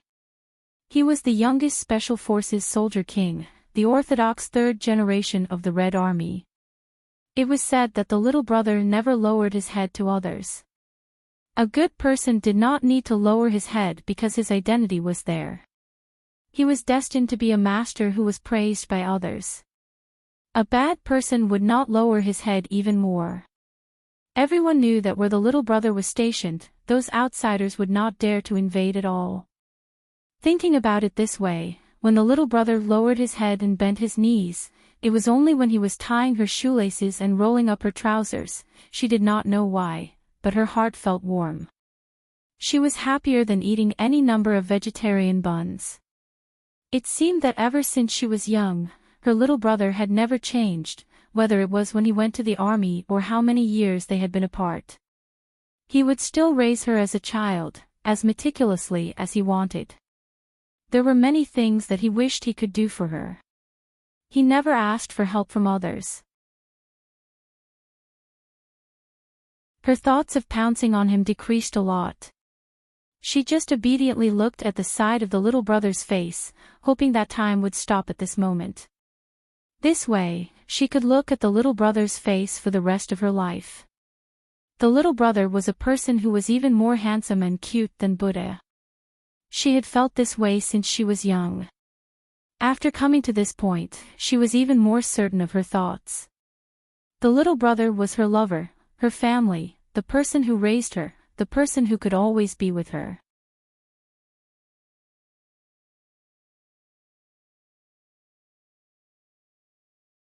Chapter 13:21. When Bai Juan stood up, what he saw was Aju's pair of sparkling eyes. Then, his girl stretched out her hands and hugged his waist. Her small face rubbed against his chest. She did not look like a cat, but like a little tiger. Because cats would never rub against people like she did. That little head of hers was still in his arms, muttering something. Little brother is good at everything, but he's too slow. Woolly Buddha is going to jump when he meets such a slow person. Bai Juan raised his eyebrows when he heard this. Looking at her nagging in his arms, the corners of his mouth could not help but curl up. He reached out and pinched her face. "Why are you so clingy? Don't you want to eat big buns?" "I want to eat." In fact, Aju had been hungry for a long time. From the moment she left the house until now, she had only eaten some compressed biscuits and half a can of 8 Treasures porridge. The food was not enough for her to fill her stomach. Bai Juan also knew about this, so he did not waste any more time. He held Aju's hand and brought her to the canteen. When it was time to eat in the army, the canteen would be filled with soldiers. Everyone was wearing military uniforms and moving according to orders. Under normal circumstances, the team leader would lead the team. Everyone had their own table. It was better for Bai Juan's troops. After all, they were the crown prince's troops. They were not like the other troops, where they had to sit on a small stool to eat. The 6 of them surrounded a small square table. Their table was very big, and there were also 6 people sitting on wooden chairs. That was why Bai Juan had left a seat at their table for a Jew in advance. Of course, the problem soldiers would not refuse. Whoever refused would be courting death. It was not easy for Bai Juan to sit together with his wife for a meal. If they were in the way again, Bai Juan would not say it in front of them. After that, he would definitely make them run for 3,000 yuan. Moreover, Bai Juan had brought his wife to the army. He would definitely toast everyone later. Whether it was wine or tea, they had to make the place hot no matter what. Therefore, at this time, the problem soldiers were having a good time. They lined up in small square groups and came in. There were other female soldiers in the canteen, although there were fewer female soldiers. But no matter how few there were, they could still occupy 5 tables. The whistle was loud and clear. The squadron leader gave the order, "At ease, attention, sit." With a whoosh, rows of soldiers sat around the round table. His movements were neat and tidy. Before eating, they would usually sing military songs. Bai Juan held a Jew's hand. As soon as they arrived at the entrance of the cafeteria, they heard a loud and clear voice coming from inside. "Unity is strength. Unity is strength. This strength is iron. This strength is steel. It is harder than iron and stronger than steel." Bai Juan did not bring a Jew in immediately.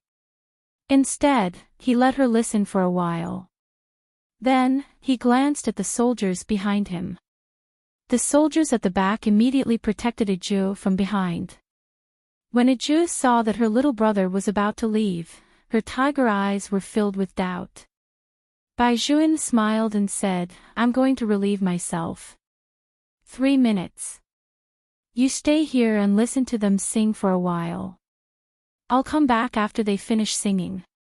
"Yes." Ajun nodded heavily. She also felt that it was better for her to go in later than now. If she had to look at a lot of food and eat it, she would definitely be in a lot of pain. Bai Juan saw that she was standing there quietly and waiting. His dark and deep eyes glanced at the other soldier again. The soldier immediately brought him to a secluded spot. There were 2 female soldiers who were stopped there. They happened to have been to the public bath today. At first, they did not understand why they were stopped. When they saw Bai Juan, they immediately understood. However, they did not expect that a person like Major Bai would actually make such a big scene for his wife. Bai Juan walked over in a military uniform with a cigarette between his fingers. The coldness between his brows was so obvious that anyone could see that he was not in a good mood. But even so, the 2 female soldiers still felt surprised. After all, the Bai Juan they saw had always been emotionless, as if nothing could affect him. That kind of cold and noble made people unable to see through him. But today, even his eyes had turned cold. His eyes were like the blades of the 12th lunar month. No wonder people said that the best person not to provoke here was never that old fox, Chief Zhao. Instead, it was Major Bai who everyone called Master Bai. He just looked at them and then suddenly smiled. That smile was not warm, instead, it carried a faint murderous aura. "You should know that I am not a good-tempered person. I have asked you to come over now because I want to know what happened in the bath today. You can choose not to tell me, but I still hope that we can have a good talk. If we can't talk, girls, don't forget that other than the major, I am also the grandson of the Bai family." The 2 female soldiers suddenly paused. The Bai family. Major Bai actually brought up the Bai family. Those who knew him knew very well that he never talked about his family background, especially in the army. Other than his obsession with cleanliness, the rest of the time, he mixed with the ordinary soldiers. But now, the female soldiers' faces turned pale, and they immediately said, "Major Bai, this matter really has nothing to do with us." Bai Juan knew how to interrogate people, so of course, he knew when to soften his tone. "Of course I know that this matter has nothing to do with you. I just want to know what happened. Don't worry, even if you say it, no one will know that it was you who said it." The female soldiers looked at each other. Not only because of Bai Juan's question, but also because they also couldn't stand that matter. They took a deep breath and said everything that needed to be said. The female soldiers saw it with their own eyes. When they said, "She said that even if you have a wife, you definitely don't like your wife. You have long wanted to get a divorce, but the military marriage doesn't allow you to do so, so she wants to give herself a chance." Major Bai's handsome face was so cold that he looked like a grim reaper from hell. Even after he said, "Thank you," and left, that kind of back view was even colder to the extreme. The cold aura emitted from his entire body spread to the entire backstage. The two female soldiers' hearts skipped a beat. They were glad that the person who provoked Major Bai's wife was not them. Or else, Major Bai's frightening gaze. They really did not know what Major Bai would do. The two female soldiers did not know that such a Bai Juan would only show it in front of them. When Bai Juan appeared in front of Aju again, a faint smile had already appeared on his face. He was completely different from the person with the cold gaze just now.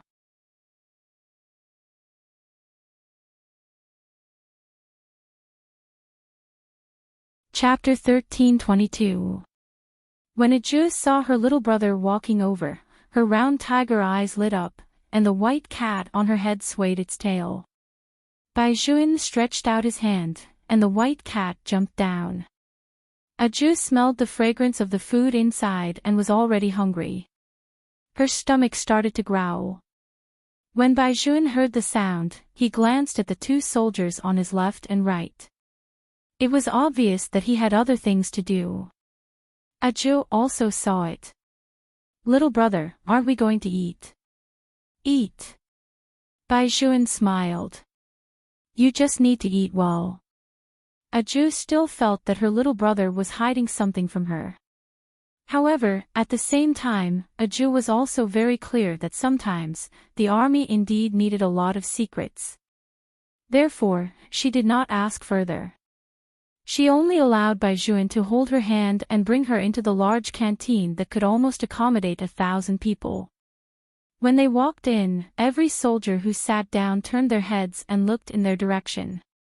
All of their jaws were about to drop in shock. Bai. Master Bai. He was actually holding a girl's hand. Master Bai actually knew how to hold a girl's hand. The Master Bai that they had always thought did not like women. It was as if the world was a fantasy. Even the squadron leader forgot to shout the next command. At this time, the one who was the most upset was none other than Captain Zhao. Originally, he was at an independent round table. Usually, he would only be accompanied by his adjutant when he ate. Usually, it could be considered a kind of enjoyment in the large canteen. But now, his eyes were densely packed with people. Because his table was relatively secluded, he could not see anything. His identity was there, and he could not be like an ordinary soldier, stretching his neck and tiptoeing to look over there. If that was the case, it would be too damaging to his image as a leader. In the eyes of these bastards, he was no longer a deterrent. If he stood up like them, it would be too embarrassing. But damn it, he really wanted to see it. Captain Zhao held the teacup that he drank from, and his grip on the handle was a little tight. What he did not expect was that today, Bai Juan, that brat, actually began to respect his teacher. Captain Zhao watched as Bai Juan held a girl's hand and walked over from the far end. Then, he sat beside him. It turned out that he had already taken a seat here. Captain Zhao's eyes were a little straight. The more he looked, the more he felt that he had seen that girl before, but he could not remember where. Most importantly, Bai Zhuan, this rascal, actually had a family. Based on his understanding of this brat, if it wasn't for the fact that they were already in a relationship, he wouldn't have brought a girl into the cafeteria hand in hand. The 4 female soldiers at the other tables also saw this scene. One of them bit her lip so hard that the hand holding the chopsticks left marks. The other female soldiers who were sitting at the same table with that person were also unhappy. When they were in the bathroom, they felt like they had been slapped in the face. Now that Major Bai had brought her here, it proved that their relationship was not bad. Now, who knew what the female soldiers would think of them? Inexplicably, they felt a little restless and wanted to leave. But the meal had just arrived, and they had to abide by the rules in the army. In order to avoid delaying everyone's meal, Leader Zhao found his position in time and coughed heavily at the adjutant beside him. The adjutant looked at the platoon leader. Only then did the platoon leader react and give the final order: grab the chopsticks and eat. The pots and pans in the army had their own specifications. Under normal circumstances, there were several large iron buckets, and each dish was placed on the left and right sides. Under normal circumstances, there were 8 dishes on each table. The combination of meat and vegetables was particularly appropriate. The big steamed buns were covered by a white cloth, and when they were lifted, the steaming fragrance of the noodles would come out. There was also the big white rice in the wooden bucket, which looked especially fragrant. Aju's round eyes stared at the food. She also wanted to get the food, but unfortunately, she did not have a plate. However, sitting at the chief's table, she did not need to personally get the food. Moreover, the kitchen had added more food today. One by one, the steamed buns were served. When they were served, one could smell the fragrance coming out of them. When soldiers ate, logically speaking, they should pay attention to eating and sleeping. After all the dishes were served, they moved their chopsticks together. Captain Zhao watched as Bai Zhuan placed the vegetarian bun that he picked up with his chopsticks into the girl's bowl. He did not let her eat it immediately. Instead, he poured vinegar into it and used his chopsticks to pry open a small mouth. Then, he said in a low voice, "Eat it. Take small bites. The filling of the bun that has just come out of the pot is hot." Captain Zhao listened from the side and coughed again. He thought to himself, "Kid, since you are here to respect your teacher, show some respect for your teacher. At the very least, you have to introduce her to me. Who exactly is the girl next to you?" Unexpectedly, just as everyone was extremely curious, Bai Zhuan stood up with one hand in his belt. He was dressed in a military uniform, but his eyes were cold to the bottom of the valley. Aju subconsciously wanted to look up at him, but Bai Zhuan patted her head, meaning that he wanted her to continue eating. Captain Zhao thought to himself, "Since you're already like this, the girl will definitely ask you what's wrong. If you pat her head, will she listen to you?" However, Aju obediently lowered her head to eat the bun again. She listened to Bai Zhuan's words and took small bites. She looked very cute. With food, her attention was distracted by more than half. Of course, when Aju was eating, she did not forget her little brother. She picked up an extra bun and picked it up to dry. When her little brother was done, he would be able to eat the ready-made bun. However, her little brother had to hurry up. Otherwise, she was afraid that if she left it to dry, the bun would enter her stomach. Seeing that she was eating happily, Bai Zhuan said in a faint voice, "Before we eat, I want to ask you something, Chief." Captain Zhao was still holding his chopsticks to pick up the food. He did not expect this kid to drag him out. He was clearly talking to the outside. Besides, when this kid did things, when did he ever think of asking him for instructions? However, the procedure still had to be followed. What do you want to ask for instructions? Go ahead. Captain Zhao tried his best to make himself look very serious. He even placed his wooden chopsticks by the side. He must want this girl to stay in the army for more days. It was not impossible to make such a request, but, before Captain Zhao could finish his thoughts, Bai Zhuan's voice sounded again. It carried an unprecedented chill, and those words seemed to be seeping out bit by bit. I want to catch a few female military doctors.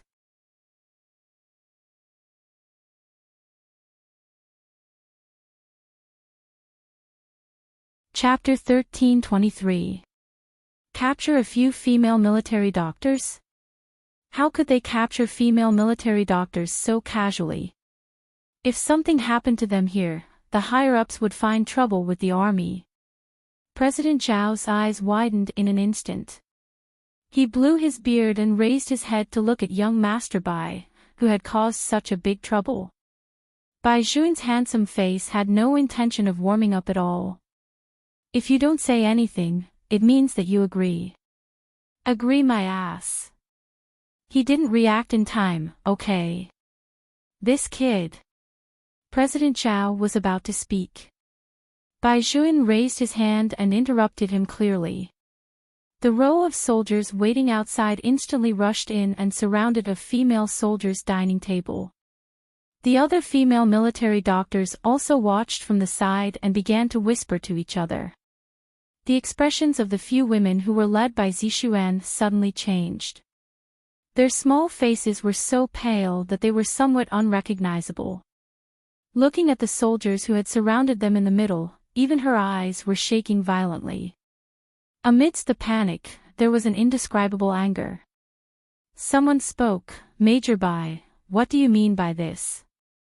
Even if you're a major now, you don't have the right to treat us like this, right? You're talking about rights with me. Bai Zhuan tilted his head and smiled. He stepped on a pair of military boots and walked in front of the few women. Then I'll tell you about the laws of China.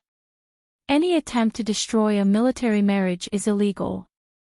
In my territory, you spread rumors about my relationship with my wife, slandered me in front of my wife, and even wanted to interfere in my marriage. You even said that you wanted to give yourself a chance. I want to ask you, why did you think that I would give you this chance? I've already given you a way out by not shooting you to death. But don't worry, when you get out of this army and are no longer involved in this military uniform, I will use the power of the Bai family to make you suffer a fate worse than death. Bai Zhuan said the last sentence very ruthlessly. After Zixuan heard it, her entire body trembled. She was a little speechless and looked very pitiful. I said those words because I like you. Why are you doing this to me? Like me? Just to destroy my family. Bai Zhuan's eyes became even colder. To me, your liking is not liking at all. It's the greatest evil in the world. Any person who wants to interfere with other people's thoughts, even ordinary people know how shameless it is, but you don't feel anything at all. Perhaps when the army recruits female soldiers again, they should check whether you are worthy of being a soldier or not. These words made the others stand up as well. At first, they didn't know what had happened. They even felt that Master Bai was too impulsive this time and didn't seem like him. This time, they heard it clearly. It turned out that this woman was spouting nonsense in front of their sister-in-law. She even tried to interfere. The problem core disdained these people the most. Old Man was the first to walk over and smiled coldly. Why are you still crying? What's wrong with you? Damn it, if you were in my mother's army, I would ask my mother to kick you guys out. Did your parents send you to the army to steal other people's husbands? Seeing that other people's things are good, you just want to take them. You say you like her, but you're actually doing the dirtiest things. You like her like that, at best, you're shameless. Chief. Tell them to get lost. We don't need such military doctors here. That's right, tell them to get lost. As long as I think about how I'll finally find a girlfriend in the future and be instigated by them like this, my heart will turn cold. Don't worry, with someone like you, they won't chase after you. I originally thought that they were quite good-looking, but I didn't expect them to have such a bad attitude. Fortunately, I controlled myself at that time and didn't chase after them. All of you, get lost. We don't want to be third parties. The soldiers in the army were basically all brought up by Baizhuan. Not only were they upright, but they were also full of passion and single-minded. After being tempered over the past few years, they were even more opinionated. So what if they were beautiful? So what if they cried? Damn it, if they destroyed other people's happiness, they should all get lost. In fact, that group of female military doctors more or less had some connections in their families. If they didn't have some power, they wouldn't have been able to become military doctors. In addition, the few of them had good temperaments, and their academic qualifications were the highest among them. No matter which army they went to, they were basically praised. This was the first time they were shouted at like this, telling them to get lost. That kind of awkwardness was really not like the small awkwardness when they found out that they had stolen their boyfriend in the past. Instead, they wished that they could find a hole to hide in. Even their faces were burning with pain. Leader Zhao originally wanted to talk about the friendship between the original army and the other army, but when he heard Baizhuan's words, his anger also rose. Although he was not a good person usually, he had used some methods to climb up. However, he firmly supported the point of being faithful to one another. It was just like how he could not do well on small problems, but when it came to the righteousness of the nation, he would not make mistakes. He did not expect that some female soldiers would actually start to be like this now. Of course, he knew that there were many female soldiers in the army who had been recruited. Those who had no connections would indeed find someone to rely on. But that was all in the local area. Where was this place? This was the border of China. In terms of style, they would not be corrupted. Chief. His secretary looked at his expression from the side. Leader Zhao waved his hand. Take them all away. Wait a minute. Baizhuan's voice was very indifferent. After taking them away, inform their original army and ask their chief to come and pick them up personally. I'll have to trouble Secretary Li to tell their chief that I will personally write a crusade letter and hand it over to the higher-ups. If their army can't give me an explanation for destroying my family, then I can only stand in court with the other party and sue them along with their chief. It is also considered a dereliction of duty to not teach my subordinates well. Go to court. When the female soldiers heard this, they almost shouted out loud. For such a matter, they were sued in court. Not to mention the few of them, even their entire families would lose face with them. Major Bai's move was too ruthless, too ruthless. Secretary Li also felt that Master Bai's move was indeed ruthless. This way, even if they suppressed these few female military doctors, the other party would be too embarrassed to report it. They would probably want to come over and apologize so that this matter would quickly calm down. They wanted to be a mistress, but in the end, they were sued in court. They would probably lose all face. Ajua held a vegetarian bun in her mouth and watched this scene with her round eyes. She thought to herself, so this was what her little brother had done behind her back just now. Yes, it was indeed time to teach the other party a lesson. However, compared to these things, she still felt that pouncing on her little brother was more important. After eating, she would continue to work hard.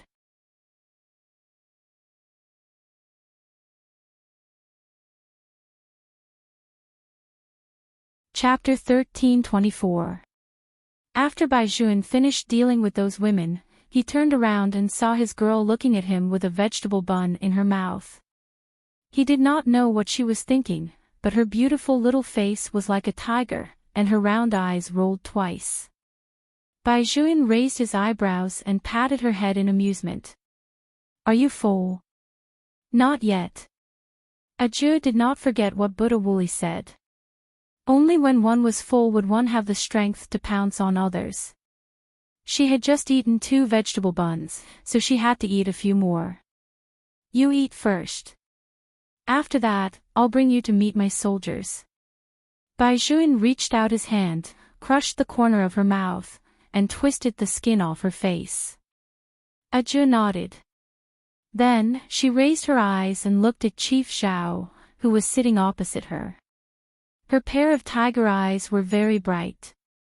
Even Chief Xiao felt a little uncomfortable under her gaze. He was about to cough twice.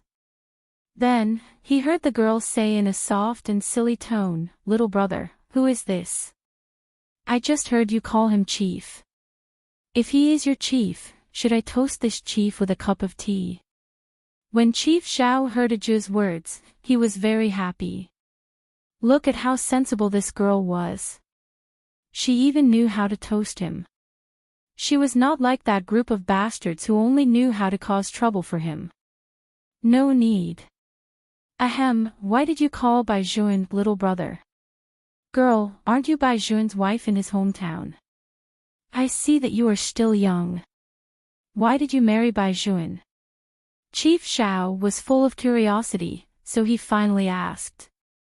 It was the last question that made Baijuan look in his direction coldly. Now that Chief Xiao did not care, he could only wonder about the answer. Aju slowly swallowed the bun in her mouth and said, I was raised by little brother. I am the adopted daughter of the Bai family. Now, I am little brother's wife. Thank you for taking care of little brother during this period of time. He usually likes to be clean, but he is too gentle. He must be very good to you, Chief. Let me toast you with tea and wine. She finally used the wife line that she had learned for a long time. Aju expressed that she was very happy. Chief Xiao did not know how to drink this cup of tea. That kid Baijuan was indeed very clean. But when did he treat her well? How could that kid be gentle? That brat was simply the reincarnation of a demon. However, the little girl's eyes were sparkling, but they were very clear. Leader Zhao couldn't bring himself to say those words. He could only raise his head and drink all the tea. Seeing this, the corners of Baijuan's mouth curled up. No matter how one looked at it, the arc of his thin lips looked sinister. Leader Zhao was really convinced. Where did this kid find such a girl? He really didn't understand Baijuan at all. In fact, Leader Zhao didn't know. Baijuan was indeed very gentle. He was so gentle that when he saw a person fall asleep when he was young, he could not bear to wake the child up, so he allowed her to hug his arm and stay for the entire night. He was so gentle that when that person was still unable to walk steadily, he followed behind her, afraid that she would trip if she moved around. He was so gentle that even when he kissed her, he would first test her gently before slowly deepening his kiss. Only Aju could see these things. When Aju was full, Baijuan really stood up. He held a cup in his hand and gave it to her. Then, he held her hand and walked towards the lively place. First, it was the people from the problem core. One by one, they made a ruckus and asked Lord Bai to treat them to a smoke. Smoking and playing poker were probably the only hobbies in the army. Baijuan did not show his black-bellied personality at this time. He gave each of them a zhonghua. The soldiers below were all noisy. Sister-in-law, you have to keep a close eye on Master Bai in the future. He's too popular like this. It's a good thing to be popular. Aju smiled. Little brother has been very popular since he was young. Even I like little brother. The other girls will definitely like him when they see him. Don't worry. If they come over, I will beat them up. When the soldiers heard this, they were stunned for a moment. In the end, they all laughed. After all, the girl in front of them really didn't look like she could beat anyone. Sister-in-law, you girls are weak. Leave this kind of beating up to Master Bai. When Aju heard others say that she was weak, she thought for a moment and felt that she still had to prove her strength. She raised her hand and lifted that person up. Then, she shook him back and forth and threw him back on the wooden chair. Everyone was speechless. What the fuck, what exactly happened just now? The soldier was even more confused. It was as if his stomach was churning for a while before he regained his composure. He had just been lifted up by someone. All the soldiers looked at Aju and widened their eyes in disbelief. It was one thing for Master Bai to be extraordinary. But the wife he found was also so extraordinary. How was this in line with the setting of a girl with little strength? She was simply a Hercules. Li Hailu and the others had long known about Aju's strength, so they were not surprised at all. This feeling of being the only one in a daze was not bad. Someone could not help but ask, Master Bai, why is sister-in-law so strong? Bai Juan replied, she eats a lot. He did not mention anything about Aju's Buddhist fate and her extraordinary background. When the soldiers heard this, they tacitly did not mention the difference in this mission. After all, sister-in-law had said that the demon-suppressing treasure was her father's ring. She also said that her father's demonic aura was soaring into the sky, such a thing. After forming a country, demons were not allowed, so they had to pretend that nothing had happened. However, they could think this way. In fact, this was not the case. After Aju was introduced. In fact, what you brought back this time was a treasure map deep in the mountains. This treasure map depicted an ancient tomb. As long as you find this ancient tomb, you will be able to find a large number of cultural relics. Originally, this matter had ended here, but the higher-ups received news that there had been something strange recently. There were also a few well-known archaeology professors who had sent out distress signals in that generation.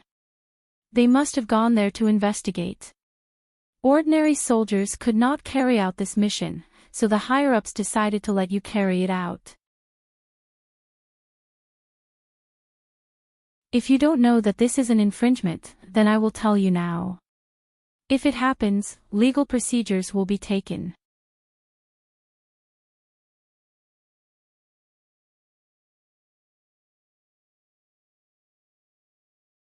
Chapter 1325.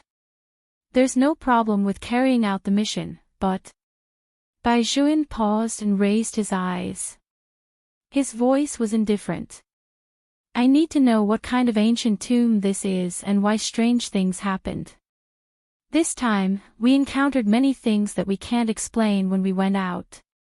Is it the same for this ancient tomb? Leader Zhao walked a few steps around the military academy before finally letting out a long sigh. I'll give you all the information in a moment. Logically speaking, no one should be allowed to approach this ancient tomb, but someone has to do this. The Tang sect said that they've already sent someone to follow you. I've been waiting for the past 2 days. Once the Tang sect's people arrive, things will be a lot easier to handle. If you are waiting for the people from the Tang sect, then I can tell you. Bai Juan tilted his head, lit a cigarette, and held it in his mouth. When the wind blew over, it only made him look more manly. She has already arrived. Captain Zhao was shocked and subconsciously looked at the entrance of the army. She has already arrived. Why didn't I see her? Did she just enter? That's not right. I didn't hear the alarm. Aju is the person sent by the Tang sect. Bai Juan still did not change. At this moment, his deep eyes seemed to have a faint light. Captain Zhao's face was filled with disbelief. That little wife of yours. She is from the Tang sect. How is this possible? If she hadn't arrived in time for this mission, I might have lost many comrades. When Bai Juan mentioned Aju, his eyes were always gentle. She is more capable than before. Her strength is indeed not small. Captain Zhao recalled what had happened in the canteen just now and muttered, that strength is not a problem for her to knock you down. How did this girl grow up? Bai Juan once again thought of his father-in-law, the man who had been very mysterious until now and never showed his face easily. The strength in Aju's body was innate. In other words, the Bailey family was very likely not ordinary humans. Bai Juan did not say this matter. He only glanced at Captain Zhao. This mission is too special. The safety factor is different from the past. I have no problem. As for the others, they can choose voluntarily. Especially the old one. He is the only son in the Feng family. I'll think about it. Leader Zhao also let out a long sigh. Get ready. This time, the higher-ups are very kind and gave you a day to consider. The people from the Tang sect are dealing with other things abroad, so it's most convenient to enter the tomb from here. Also, the Tang sect said that they have sent the best person in the world. You brat, you're marrying a wife that's so shocking. Who is she? Chief Zhao should have heard of her mother. Bai Juan smiled. The Queen of Munitions, Hellion Vivian. Leader Zhao's expression suddenly changed. It's her. Yes. Bai Juan flicked the cigarette butt. Leader Zhao rubbed his chin. If it's her daughter, then I can rest assured. Otherwise, when you take your little wife on a mission, my heart will also ache. I thought you would refuse. As long as I wear these clothes, I will do my best to do what I have to do. The corners of Bai Juan's mouth curled up slightly. Moreover, Aju doesn't want her little brother to be a deserter. Since she has also entered the Tang sect, her awareness must be the same as mine. We are all like this because we have people we want to protect. Actually, it's not a big deal. At most, when there's danger, I'll block it for her. It's better than letting her carry out a mission in a place where I don't know. When Leader Zhao heard this, he couldn't help but turn his head to look at the person who had been a soldier under him for nearly 4 years. He still remembered the first time he saw him. He was still a cold and aloof youth who couldn't even be bothered to talk to others. He looked at everyone as if he was high and mighty. It was obvious that he hadn't experienced any setbacks. Although they were all in the Crown Prince's army, Bai Juan was undoubtedly the most noble among them, whether it was his background or his appearance. Among the group of soldiers, he was the youngest, but he was a sharpshooter. It was as if he was born to be a soldier. That cold and righteous aura that he carried made all the people who were eyeing Huaxia at the border tremble in fear. They did not dare to act rashly. Now, he had grown into a man of indomitable spirit. Everything he did, he would think through it carefully before doing it. But when facing that girl, there was only love left. The kind of love that was used to raise a child. Leader Zhao smiled and shook his head. To be able to have such a disciple and name was simply the proudest thing in his military career. In the future, when he handed this place over to him, he could let go with peace of mind. After all, some of the Crown Prince's soldiers were not as good as people thought. It was just that everyone had their own temper. For example, right now, there was a group of people gathered under a big tree, placing bets head to head. I bet that sister-in-law will bet on Master Bai. You guys saw how strong sister-in-law was just now. She lifted me up like a plastic bag. This strength is simply heaven-defying. Wouldn't it be very easy to push Master Bai? You can't say that. Everyone knows how shameless Master Bai is usually. If Master Bai uses other methods, sister-in-law's strength will be useless. Why are you guys talking so much? Whoever thinks it is, bet on it. When the time comes, we'll see the results. With the problem core leading the way, they push things forward in a lively manner. I bet 3 boxes of cigarettes on sister-in-law. I bet 5 boxes on Master Bai. I. The last person did not say, because just as he was about to throw the cigarette in, he turned his head and saw a very beautiful girl squatting beside him. They all knew this beautiful girl. She had a cat's tail wagging on her head. She was holding her small face and looking at them with her round tiger eyes. The old man choked and coughed. Sister-in-law, why are you here? I was bored. I saw that your side was lively, so I came over. As Aju spoke, her fingers were still trying to understand the notes. I've been here for a few minutes, but you guys were too enthusiastic to notice me. The old man opened his mouth and was about to explain. However, Aju's hand patted his shoulder. You really have good taste. The old man was speechless. Why did sister-in-law praise him for no reason? He himself was dumbfounded. Okay. Could it be that sister-in-law had also learned to be sarcastic like Master Bai? Then, sister-in-law, this bet. Aju stood up with a pair of bright eyes. Don't worry, I won't let you down. I'll let you win. The old man was speechless. Wait a minute, his trust meant that, he bet that sister-in-law would use brute force to suppress Master Bai.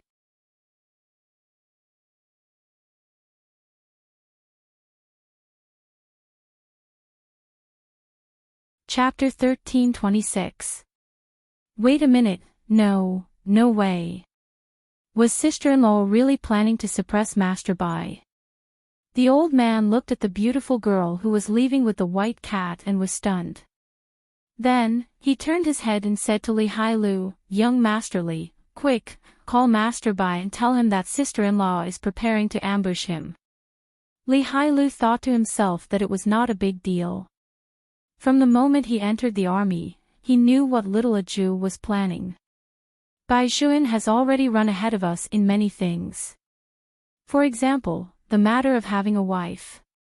The few of us are still single. We don't even have a girl by our side, right? In the future, what can we point at to mock that guy? It must be that our strength is not as good as his wife's, so we can't let him know about little Aju's plan.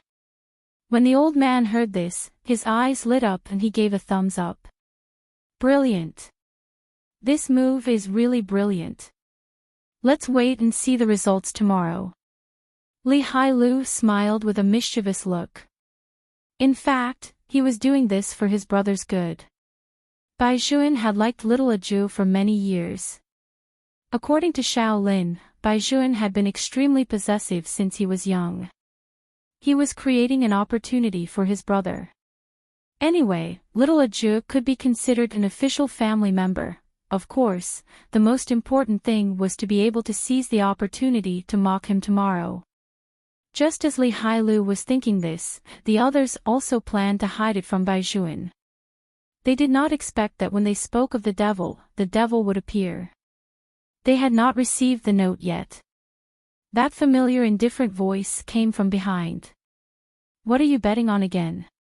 It was Master Bai. There was no need to look back. Just by hearing the voice, one could tell. The soldiers' backs stiffened, and they even stuttered. Of course, we're betting on who can find a girlfriend first, right? Master Bai really came and went like a ghost. He scared them so much that their foreheads were covered in sweat. Bai Juan's deep gaze swept across the faces of the soldiers in front of him. His eyes narrowed.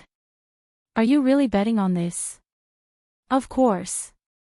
The soldiers usually gambled like this, so they spoke with confidence. Otherwise, what else can we bet on? Bai Juan walked towards the youngest old man. He tugged at his finger and lowered his voice. Old man, you should know that I don't like to be fooled by others. We are really betting on who can find a girlfriend first. Sob. Being interrogated by Master Bai at such a close distance was really stressful. Bai Juan looked at them again. Then, He moved his fingers and let go of the collar in his hand. His expression also became indifferent. If you are betting on this, I advise you not to waste your energy. Why? Old man raised his eyebrows. Bai Juan glanced at the group of people. Because none of you look like people who can find a girlfriend. The problem legions, critical hit, this was definitely a critical hit of a critical hit. Bullying them for not having a girlfriend. Who could they blame for not having a girlfriend until now? It was all because Master Bai was too handsome. Every time he went out, those girls would always take a fancy to him. Which one of them wasn't a handsome and cool tycoon? In the past, they also dominated every city and were chased after by beautiful women, okay? Old man turned his head and glanced at the equally indignantly Hai Lu. It was as if he was saying that it was right not to tell Master Bai that his sister-in-law had the idea of suppressing him. Such a sharp-tongued Master Bai deserved to be bullied. Bai Juan, on the other hand, had a faint smile on his face. He stretched out his slender fingers. The army is not allowed to have such unhealthy entertainment, so I won't punish you. I will help you put away these cigarettes. This time, not only the problem legions, but even the other soldiers could not help but sigh in their hearts. Master Bai's shamelessness was really getting more and more powerful day by day. Bai Juan raised his eyebrows and smiled faintly. Why? Are you not convinced?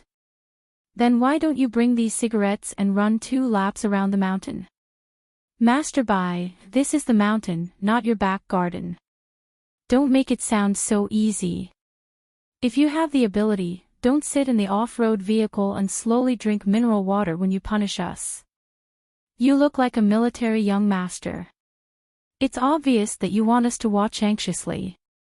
Sinister, too sinister. The cigarettes are for you. We won't accept the punishment. Old man said in a listless voice, Master Bai, can we not be so shameless in the future? Bai Juan's noble and handsome face was still cold. The premise is that you don't play tricks in front of me and tell me the truth. Alright, I'll take these cigarettes as your filial piety to me. Old Zhao still has something to do, so he will call you over to talk tonight. Be mentally prepared.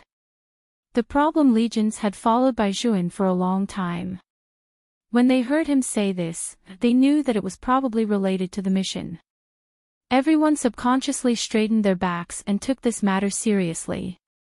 Bai Juan did not really want their cigarettes. He only picked one and placed it between his thin lips. The rest were casually thrown to them. With that smoking side profile, coupled with a straight military uniform and slender black military boots, Bai Juan looked like a warlord young master from the Republic of China when he was not on a mission, just like what the soldiers had said. When he walked into the small house, the smell of smoke had almost dissipated. The strange thing was that Aju had not returned yet. Bai Juan paused for a moment and planned to go out to look for her.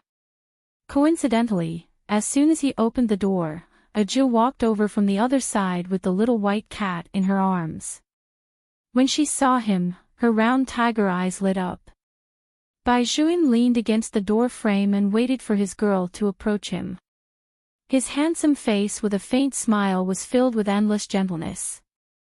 However, what Bai Juan did not expect was that as soon as he entered the door, his girl pressed him down on the wooden bed with force. That beautiful little face was very close to him. Just like that, she lay on his body. Every part of her body was soft. Her soft long hair emitted a faint body fragrance. Strands of it hung on his arm, tickling his heart. Bai Juan subconsciously wanted to push her away, but the person on top of him refused to listen. She stubbornly pressed down on his wrist and even muttered cutely, I can't find handcuffs in the army. Otherwise, I would be able to handcuff you. When Bai Juan heard the words handcuff you, he raised his eyebrows and was about to get up. However, Aju moved her left hand and imitated what he did before. She slid her hand into his shirt. Her beautiful tiger eyes were bright.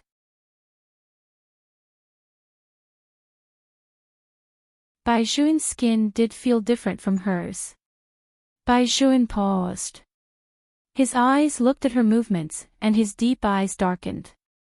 Aju directly bent down and peeled off his military uniform. The man's honey-colored chest was displayed in front of Aju. Every inch of his body was extremely sexy.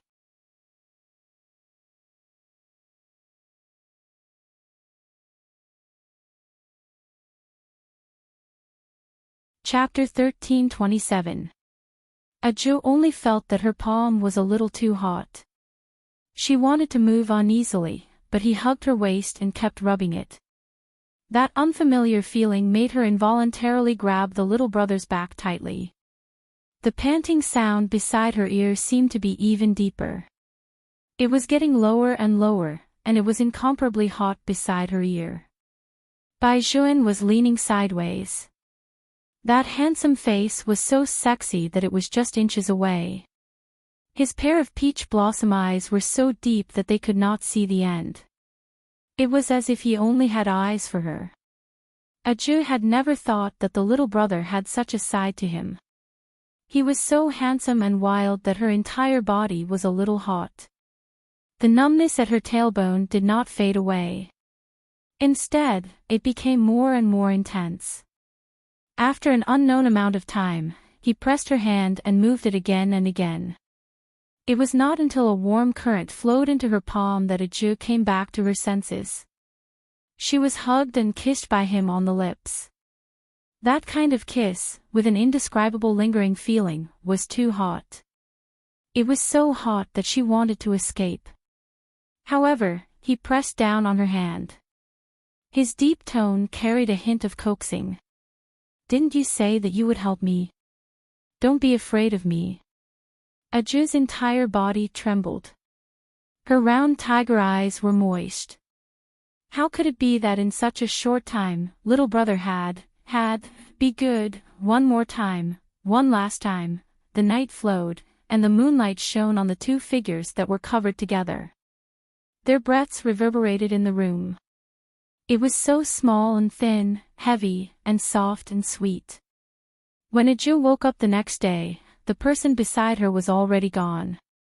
She could only hear slogans and running sounds coming from not far away. 1, 2, 1, 2, 1.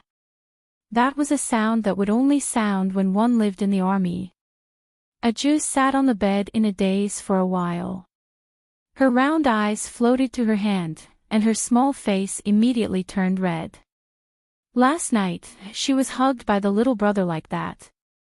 She helped him do it countless times, and every time, he said that it was the last time. In the end, her fingers were sore. Only then did he hug her from behind. He held her ears again and again, rubbing her entire body until it was numb. Only then was he willing to let her close her eyes. As long as she thought of the taste of last night, her legs would feel a little weak. However, she was also very clear that the little brother did not really want her. But last night was already too much for her to handle. Aju paused for a moment and lifted the quilt. She buried her entire head there like a shy little tiger. When Aju was shy, she was different from other girls. She began to mutter Buddhist scriptures. Her little butt was arching, and her hands were holding her face. Her long hair was scattered to the side, and her face was red. When Baijuan came in and saw this scene, the corners of his mouth could not help but curl up. His girl must be shy. Although she didn't forget to destroy his single bed after being shy, he could see that she was moving her head around, trying to express something. Baijuan was also holding a lunchbox in his hand. The lunchbox was filled with the porridge and steamed buns that he had just gotten from the canteen. There were also some northern specialty pickles and 2 eggs. He knew that these things were not enough for his girl, but it was enough to fill her stomach. After Baijuan placed the breakfast on the table, he reached out and carried Aju, who was on the bed, up horizontally. He placed her properly on his lap, and the smile on the corner of his mouth did not fade in the slightest. On the other hand, the dignified Jew was only focused on chanting the Buddhist scriptures. After being hugged by him, she did not even have time to react before her mouth was stuffed with a big bowl. It was a little like when he fed her when she was young. Jew took a bite, and all her shyness disappeared.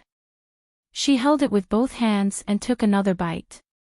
As if she had thought of something, she said, "I haven't brushed my teeth yet. Eat first. You can go after eating." Baizhuan wiped the corner of her mouth with a tissue. "I've already squeezed the toothpaste for you." Jew nodded and sat there obediently. However, as soon as she moved, she felt the scalding heat. Her face instantly turned red, and she carefully moved away. Baizhuan looked at her and sighed deeply. He buried his head in her long black hair. "Jew, if you keep moving around like this, I'm afraid I'll have to ask you to help me again. Be good and don't move." Those words were a little hoarse when he said them. This reminded Jew of the scene from last night, and her ears became burning again. With a steamed bun in her mouth, she did not dare to move. It was not until the heat under her long legs subsided that Baizhuan raised his eyes. Looking at her expression, his eyes darkened. "Are you afraid of me like this?" Since when did he become most afraid of showing even the slightest expression of rejection on her face? That was why he chose to stay away at that time. It was to hide this kind of self even more deeply. Only in front of her did he want to be a docile dog. But in the depths of his heart, he had always wanted to clamor and hug her fiercely. He even hoped to see helpless tears in her eyes, just like last night. As long as he thought of this, his pulse would boil. But his heart was indeed nervous. He did not want to hear a denial. That was why he coaxed her like that and let her think about other things. Baizhuan knew that he was a little despicable. He thought that even if she liked his hands and his skills, as long as he could make her happy and forget how ruthless he was at that time, he was willing to do anything. Jew raised her eyes and looked at Baizhuan. "As long as it's you, I'm not afraid of anything." Baizhuan was stunned for a moment before he smiled. His thin lips kissed her ear. "Then after dinner, can you help me again?" Jew's entire body trembled. Her thick eyelashes were like fragile wings. It was clearly unfamiliar, but because the other party was Baizhuan, she was completely filled with tiger aura. "Okay." Baizhuan looked at the person sitting in his arms and thought of the little monk when he first met her. She had big eyes and carried a big bag. No matter how he looked at her, she was very likable. Perhaps at that time, he would have been consigned to eternal damnation. He remembered that a long time ago, he had read a book. It was written in the book that when you love someone very much, your first reaction when you see her is not to want her, but to stretch out your arms so that she can safely stay in your arms. You will treat her like a treasure, so that she won't be bumped around and stray from place to place. He treated Aju the same way. From the beginning to the end, it had been like this. Aju was not only a treasure to him, but also a ray of sunshine that would exist no matter what in this life.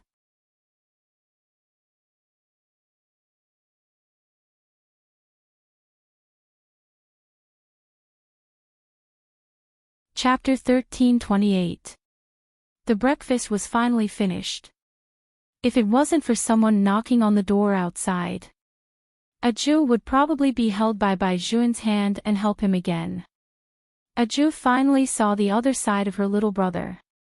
How should she put it? He was very good at coaxing people, but his tone was ruthless when he spoke. That kind of ruthlessness could make her lose all strength.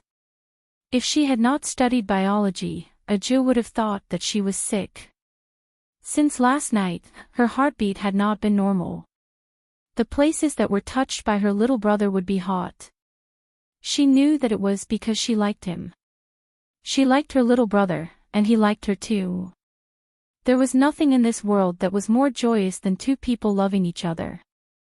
Therefore, Woolly Buddha, you must let me and my little brother be together for a long time. Aju chanted Amitabha in a dignified manner. After Baijuan opened the door, he saw the few people outside.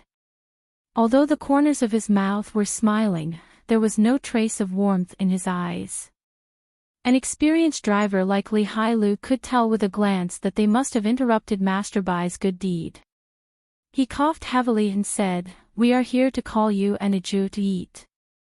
Aju? Baijuan raised his good-looking eyebrows.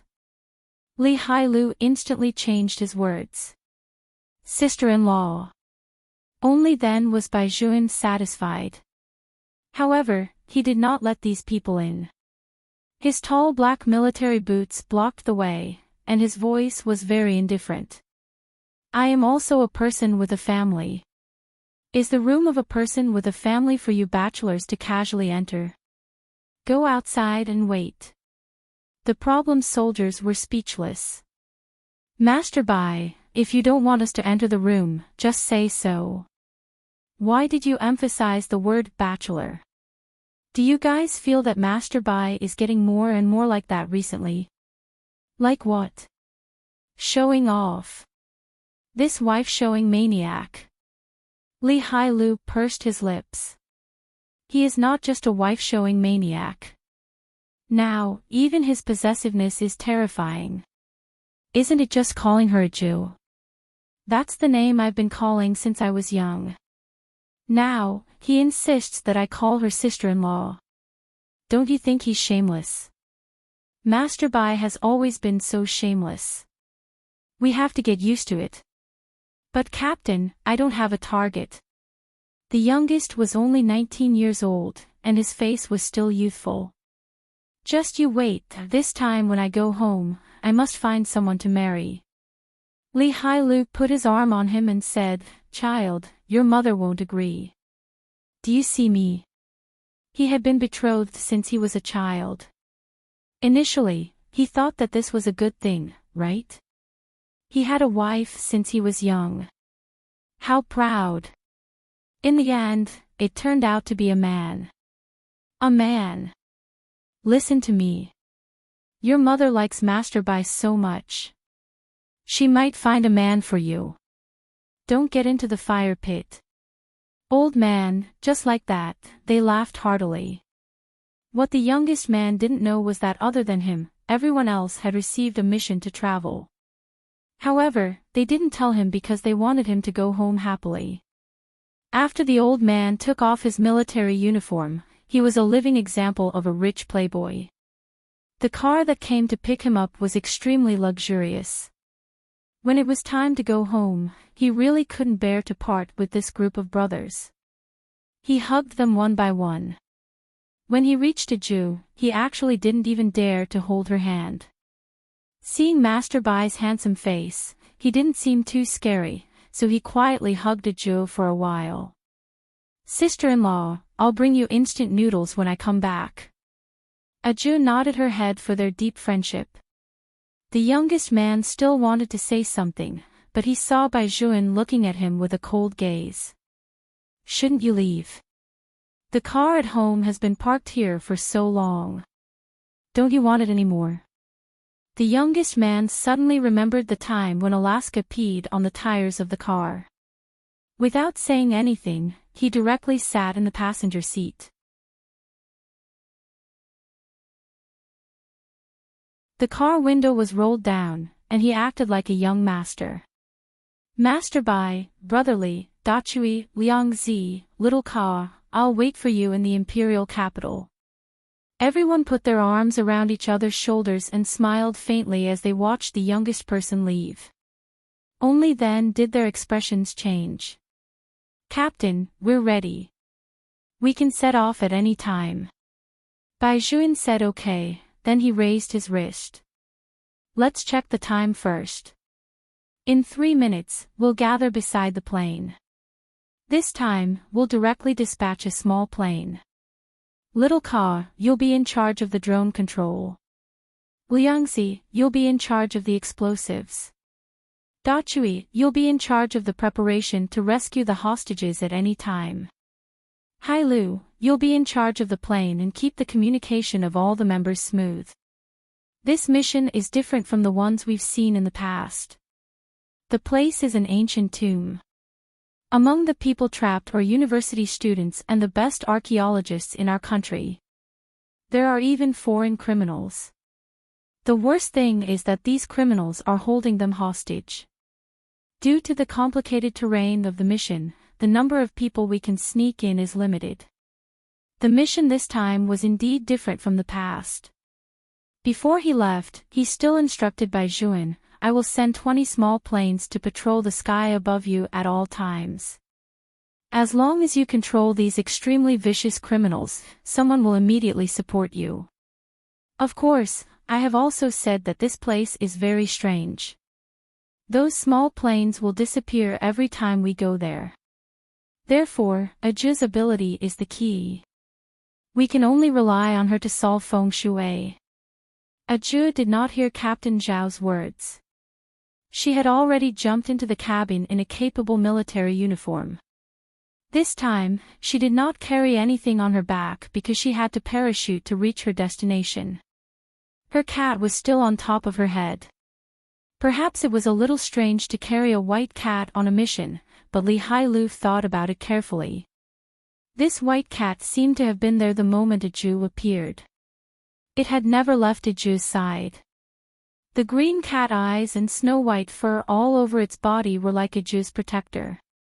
Bai Juan was the most commanding captain of the battle. He was the last one to board the plane. The cabin door was pulled closed with a whoosh. Everyone was dressed in combat clothes. This time, it was a domestic rescue, so they finally had the 5 stars that symbolized the national emblem on their clothes. Bai Juan's deep gaze swept across everyone's face. With that kind of perseverance, he said, you've all seen the video.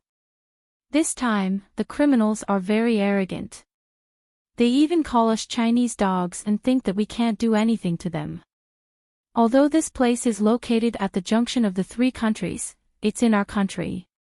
Even if it's not in our country, we still have to save the kidnapped citizens. As he said this, Bai Juan raised his fist again.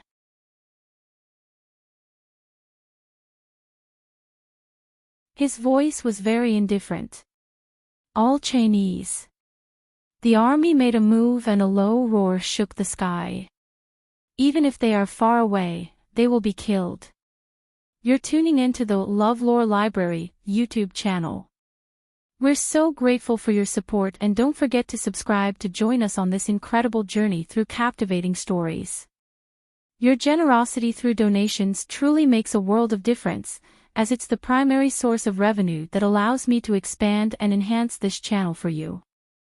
Thank you from the bottom of my heart for being a part of this adventure.